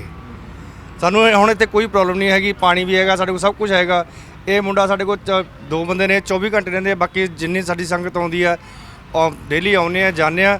ਔਰ ਉਹ ਜਦੋਂ ਤੋਂ ਸਾਡਾ ਸੰਘਰਸ਼ ਸ਼ੁਰੂ ਹੋਇਆ, ਇਹ ਸਾਡਾ ਰਹਿਣ ਬਸੇਰਾ ਉਦੋਂ ਤੋਂ ਲੈ ਕੇ ਸਾਡਾ ਰਹਿਣ ਬਸੇਰਾ ਚੱਲ ਰਿਹਾ। ਜਦੋਂ ਤੱਕ ਹੁਣ ਕਾਨੂੰਨ ਰੱਦ ਨਹੀਂ ਹੁੰਦੇ, ਮੋਦੀ ਨੂੰ ਇਹ ਵਹਿਮ ਆ ਵੀ ਇਹ ਛੇਤੀ ਉੱਠ ਜਾਣਗੇ, ਦੁਖੀ ਹੋ ਕੇ ਚੱਲ ਜਾਣਗੇ। ਮੋਦੀ ਨੂੰ ਇਹ ਨਹੀਂ ਪਤਾ ਵੀ ਜਿਹੜੇ ਕਿਸਾਨ ਪੂਰੇ ਹਿੰਦੁਸਤਾਨ ਨੂੰ, ਪੂਰੇ ਵਰਲਡ ਨੂੰ ਖਾਣਾ ਖਵਾ ਸਕਦਾ, ਉਹ ਆਪਣੇ ਵਾਸਤੇ ਕੀ ਨਹੀਂ ਕਰ ਸਕਦਾ। ਉਹਨੂੰ ਵਹਿਮ ਸੀਗਾ ਵੀ ਕੁਝ ਦਿਨ ਬੈਠਣਗੇ ਚੱਲ ਜਾਣੇ, ਕੁਝ ਦਿਨ ਬੈਠਣ ਨਹੀਂ।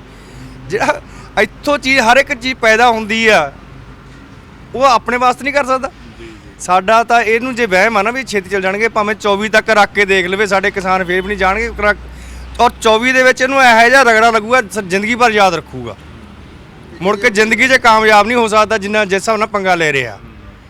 ਔਰ ਇਹਨੂੰ ਆਪਣੇ ਆਪ ਸੁਧਾਰ ਕਰ ਲੈਣਾ, ਆਪਣੇ ਆਪ ਸੁਧਾਰ ਕਰਨਾ ਚਾਹੀਦਾ ਵੀ ਮੈਂ ਆਪਣਾ ਸੁਧਰ ਜਾਵਾਂ, ਇੰਨਾ ਤੰਗ ਨਾ ਕਰਾਂ ਪਬਲਿਕ ਨੂੰ। ਕੱਲੀ ਅਸੀਂ ਨਹੀਂ, ਇਹ ਸਾਰੇ ਬੀਜੇਪੀ ਤਾਂ ਲਗਾਤਾਰ ਇਹ ਕਹਿੰਦੀ ਆ ਵੀ ਤੁਸੀਂ 24 ਦੀ ਗੱਲ ਕੀਤੀ, ਉਹ ਕਹਿੰਦੇ ਵੀ 2022 ਚ ਅਸੀਂ ਤਾਂ ਝੰਡਾ ਲਹਿਰਾ ਦੇਣਾ ਪੰਜਾਬ ਦੇ ਉੱਪਰ। ਹਾਂ ਬਿਲਕੁਲ ਲਹਿਰਾ ਦੇਣਾ, ਇਹ ਮੰਨਣਯੋਗ ਹੈ। ਕਾਰਨ ਕੀ ਹੈ? EVM machine. ਅੱਛਾ, ਉਹਨੂੰ ਕਹੇ ਬੈਲਟ ਪੇਪਰ ਨਾ ਆ ਜਾ ਪੰਜਾਬ ਦੇ ਵਿੱਚ।